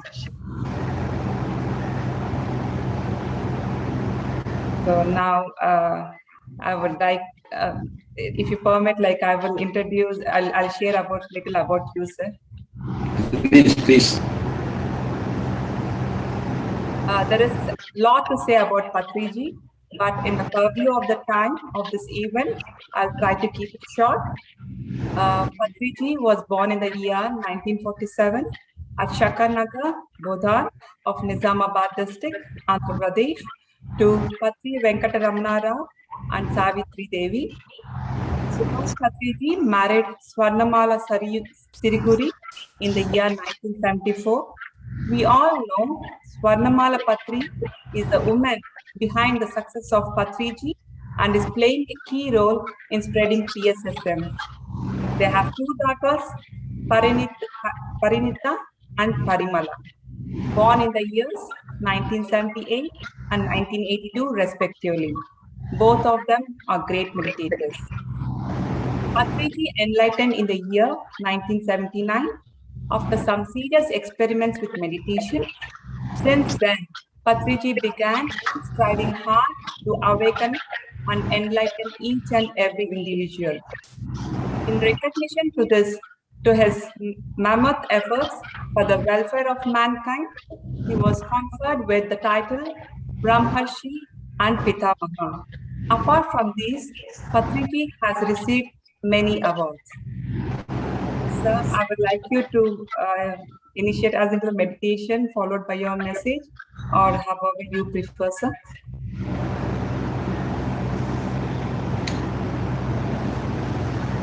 Let us do meditation.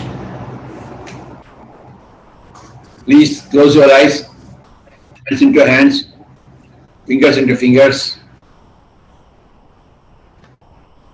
Meditation is learned by practicing meditation. Meditation is understood by practicing meditation. Unless we practice meditation, we cannot understand meditation. And when you have understood meditation, you have understood everything in life. To understand meditation, we have to meditation. And meditation happens when you close your eyes and have become one with your breath. That's what we need to do. Sit happily, comfortably, and close your eyes, and hands into hands, fingers into fingers, and be with your normal, natural breath. No chanting of any mantras. Your breath is your guru in the art and science of the practice of meditation. So you have to be with your guru. And everything is given by your guru to you.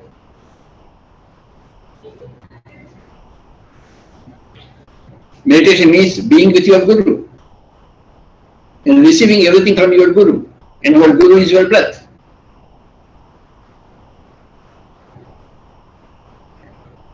I'll play the flute and let us all do 10 minutes of meditation.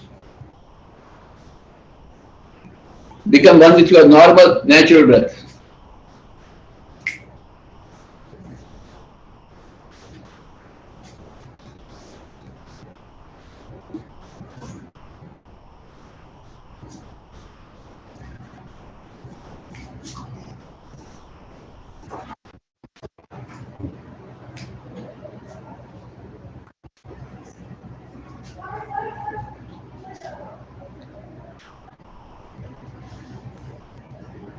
No chanting of any mantras. No thinking about Rama.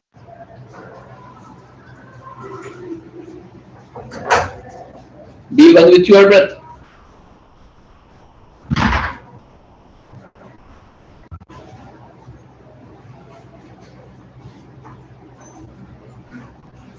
You will hear some nice music. For 10 minutes, let us be with our music and with our breath.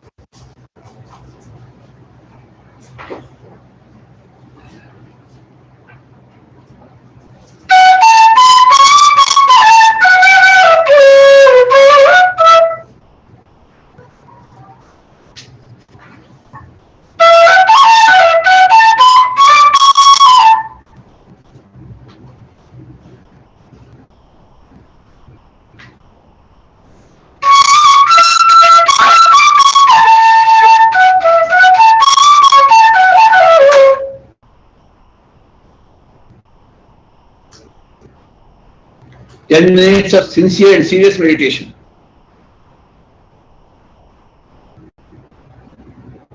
For a rebirth to happen.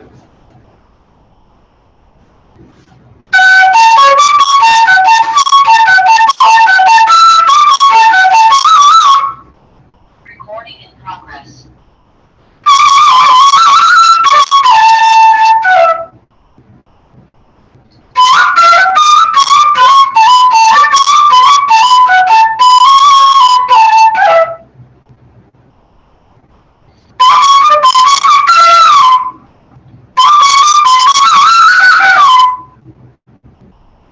Be with your normal, natural, easy, simple, soft, tranquil breath. Your breath is your guru. That is the most important principle that you have to understand.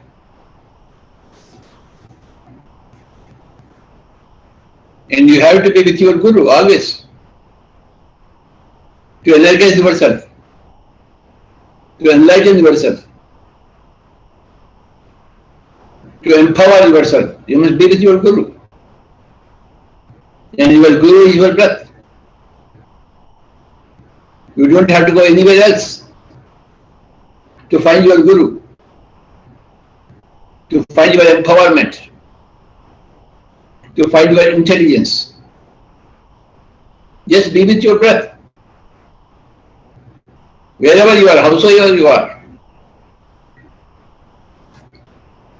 for 10 minutes.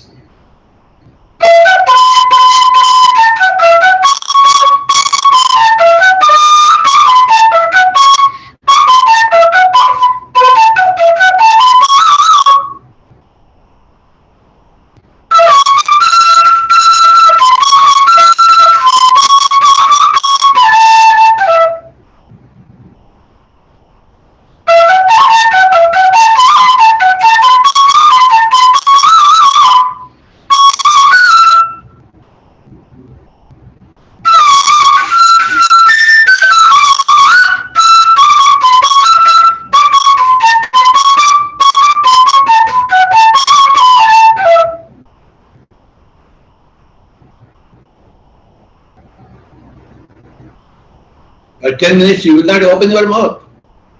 You will not open your eyes. You just be with your normal, natural breath. You will be at peace with yourself in the as is where is condition. You will not have any wants of your own. You won't have any needs of your own. Just be with yourself in your own as is where is condition. Not wanting anything. Just being happy with yourself, the way you are, and becoming one with the breath.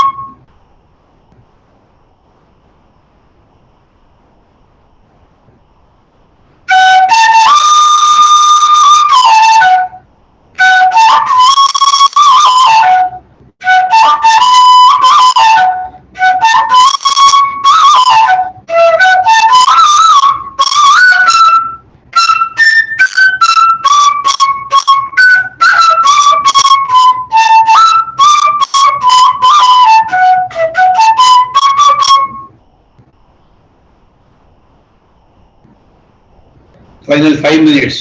Be with your breath. Make your mind empty.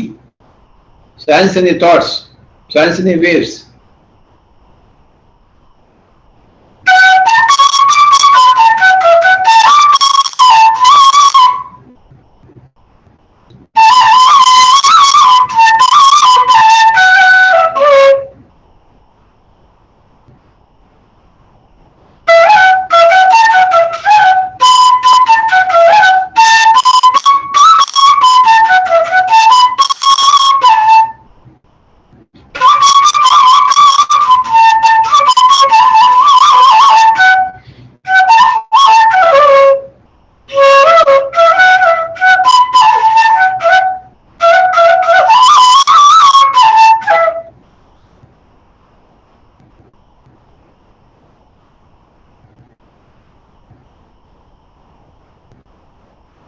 Final 1 minute.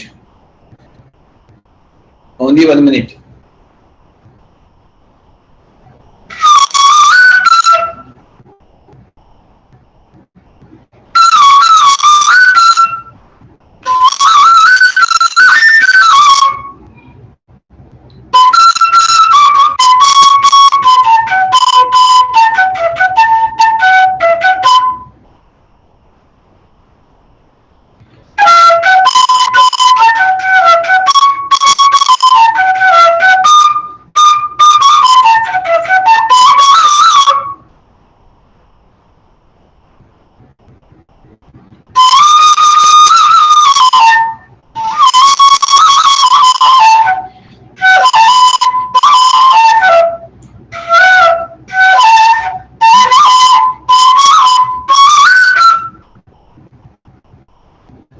Final 10 seconds. 9, 8, 7, 6, 5, 4, 3, 2, 1, 0. Kindly place your hands on your eyes for 5 seconds. 5, 4, 3, 2, 1, 0. Slowly remove your hands and open your eyes. Thank you, Lavanya ji. Thank you, Patriji sir.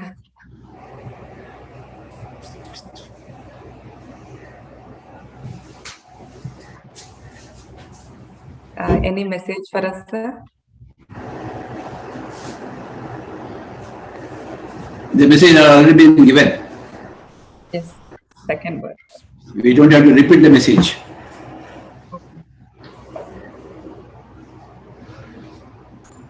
Thank you, sir. Anybody wants to speak? Yes.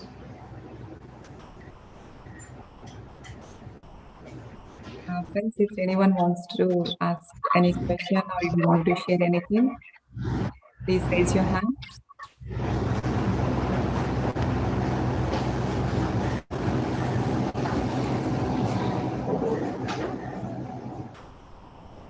Yes, sir. Namaste. Thank you Yes, Sangati. ఇలా చేయమని చెప్పేసి కొన్ని సంవత్సరాల క్రితం వచ్చింది sir.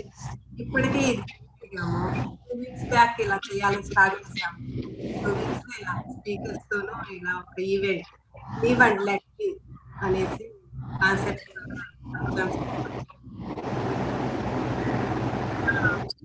Masters చాలా చాలా హ్యాపీగా ఉంది. ఇలా నెరవేరు. Thank you so much, sir. మీరు ఇలా వచ్చినందుకు. Okay, Baba.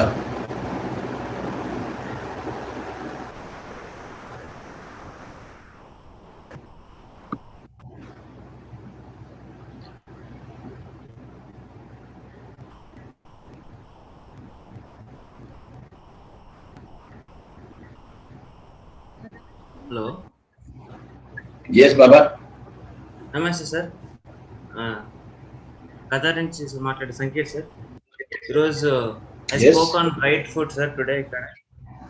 felt very happy, sir. మీరు చెప్పిన విజ్డమ్ మెడిటేషన్ వెజిటేరియనిజం గురించి ప్రాక్టీస్ లైఫ్ లో ప్రాక్టీస్ చేస్తున్నాం. అట్ సేమ్ టైం వేరే కూడా we are telling it is so much feeling happiness really. ఇంత joy we are feeling very much grateful for you sir. Thank you.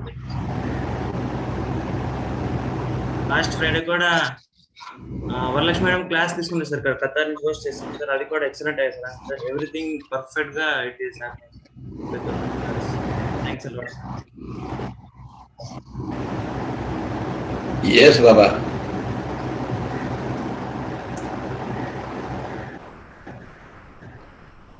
Very happy sir to speak with you once again. Thank you. Hi, sir. With your permission, we will play one video. Yes.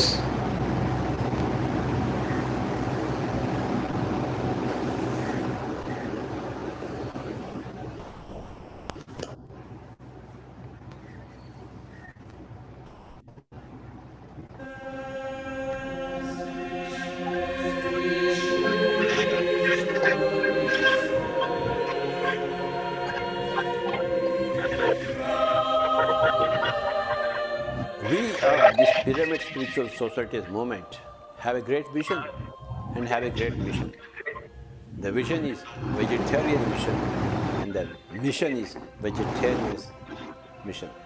The basic thing in spirituality or in humanity as such is that you cannot harm other life forms, life beings.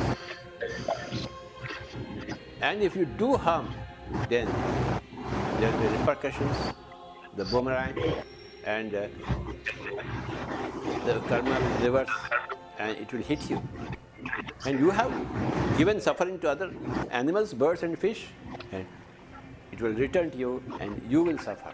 Our mission is to make everybody a vegetarian until the 7.4 or 5 billion people, until all of them do become vegetarian, the mission continues. Hello everyone, I am Niharika. Now I am going to share my experience with coral reef.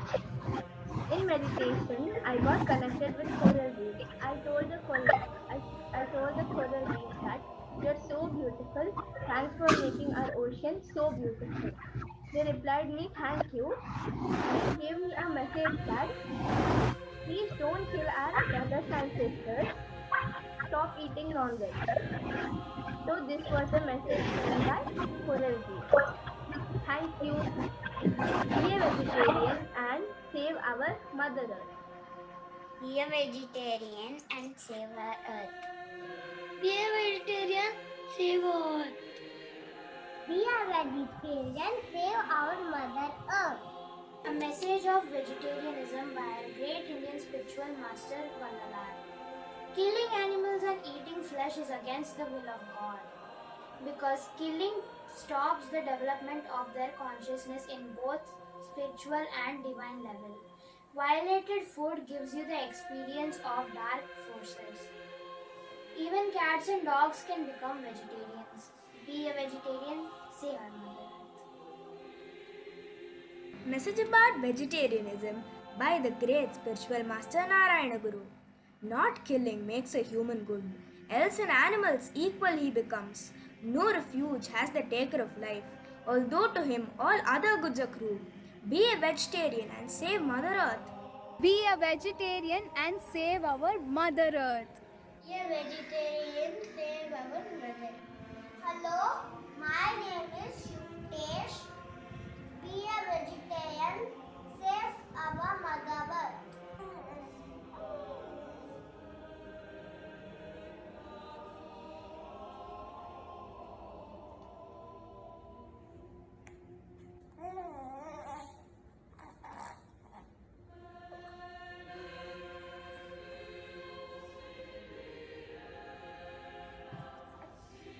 Hello everyone, I am Sanchi Sheikh. I am thankful to be in a vegetarian family. Nothing will benefit human health and increase the chances for survival of life on Earth as much as the evolution to a vegetarian diet. This quote is said by Albert Einstein. So we all must be vegetarian and save Mother Earth. Thank you. The greatness of a nation and its moral progress can be judged by the way its animals are treated. Be a vegetarian and save our earth. We should not eat non-veg as we may get dangerous diseases like coronavirus. We should not eat animals because there is lot of pain when we kill them. Eat plants, stay in peace. Hi friends, this is Sanjana over here. Did you know eating meat is eating a real animal's body? Well, yes. Vegetarian means eating fruits and vegetables, like bananas, strawberries, blueberries, and many more. Even cats and dogs can be vegetarians, so I prefer everyone to be a vegetarian. Thank you and save Earth. Hi, my name is Meghna, and one of my favorite quotes about vegetarianism is by Albert Einstein, who states that nothing will benefit health and increase the chances for survival of life on Earth as the evolution to a vegetarian diet. Thank you. Hi friends, I'm Apurva. I have been practicing meditation since I was 3 years old. I have been a vegetarian since birth. As human beings, it is our duty to take care of all other beings like animals, birds, reptiles, fish, etc. We have to protect plants and trees too. Then we can help to develop love, peace and happiness on this planet. Let us also practice being a vegetarian so that no being is killed for food. Love and compassion should rule our lives. Thank you. My food is grown, not born. Be a vegetarian, save our Mother Earth. My food is grown, not born. Be a vegetarian. Say Mother Earth. My food is grown, not born. Be a vegetarian. Vegetarian food leaves a deep impression of our nature. If the whole world adopts vegetarianism, it can change the destiny of humankind. Be a vegetarian, save Mother Earth. Be a vegetarian, save Earth, save planet. Be a vegetarian, save our Mother Earth. Be a vegetarian. Be a vegetarian. Hi friends, my name is Amrut. I'm 6 years old. I'm in class 1. Today we are going to talk about vegetarianism. Vegetarianism is the link to peace and perfection. We do not have any rights to kill an animal. Animals also need affection from us. Thanks Guruji for teaching me all these things. Today we are going to talk about vegetarianism. We don't have any rights to kill animals. Even animals need love and affection. If you take love and if you don't give animals love and affection, that's very bad. So give love and affection. Don't help only one animal and give to another animal. That is even a bad karma. And even that animal which you gave the animal food, even that animal will get sad. Because those animals must be that animal friend. That's why it feels sad, then now it's that food. Be a vegetarian, save animals.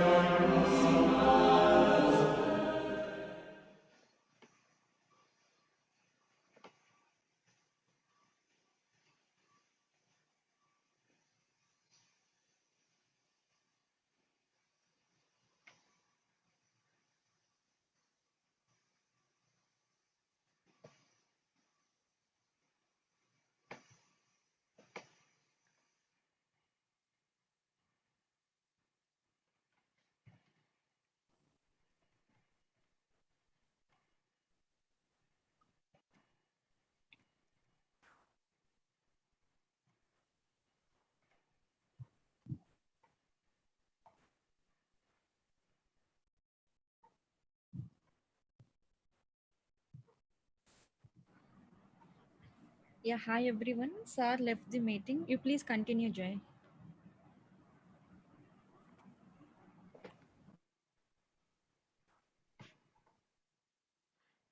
Hi, Masters. Thank you so much for coming to this event, and we successfully participate all the speakers and the co-host.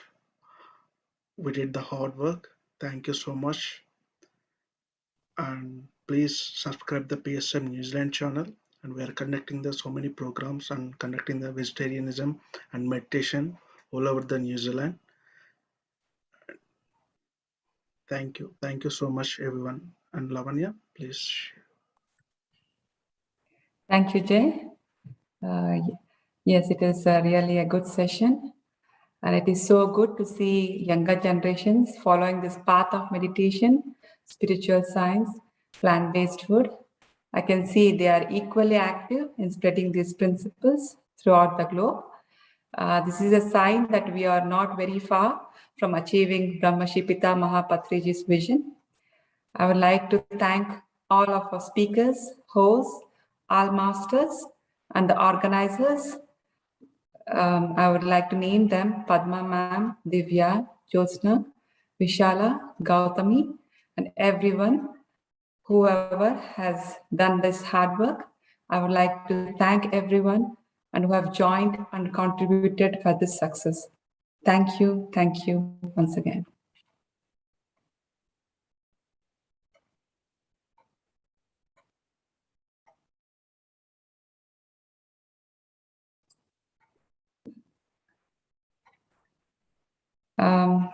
Can we end the session, or do we have anything to speak, Padma Ma'am or Jay? Come on, friends, claps, everybody.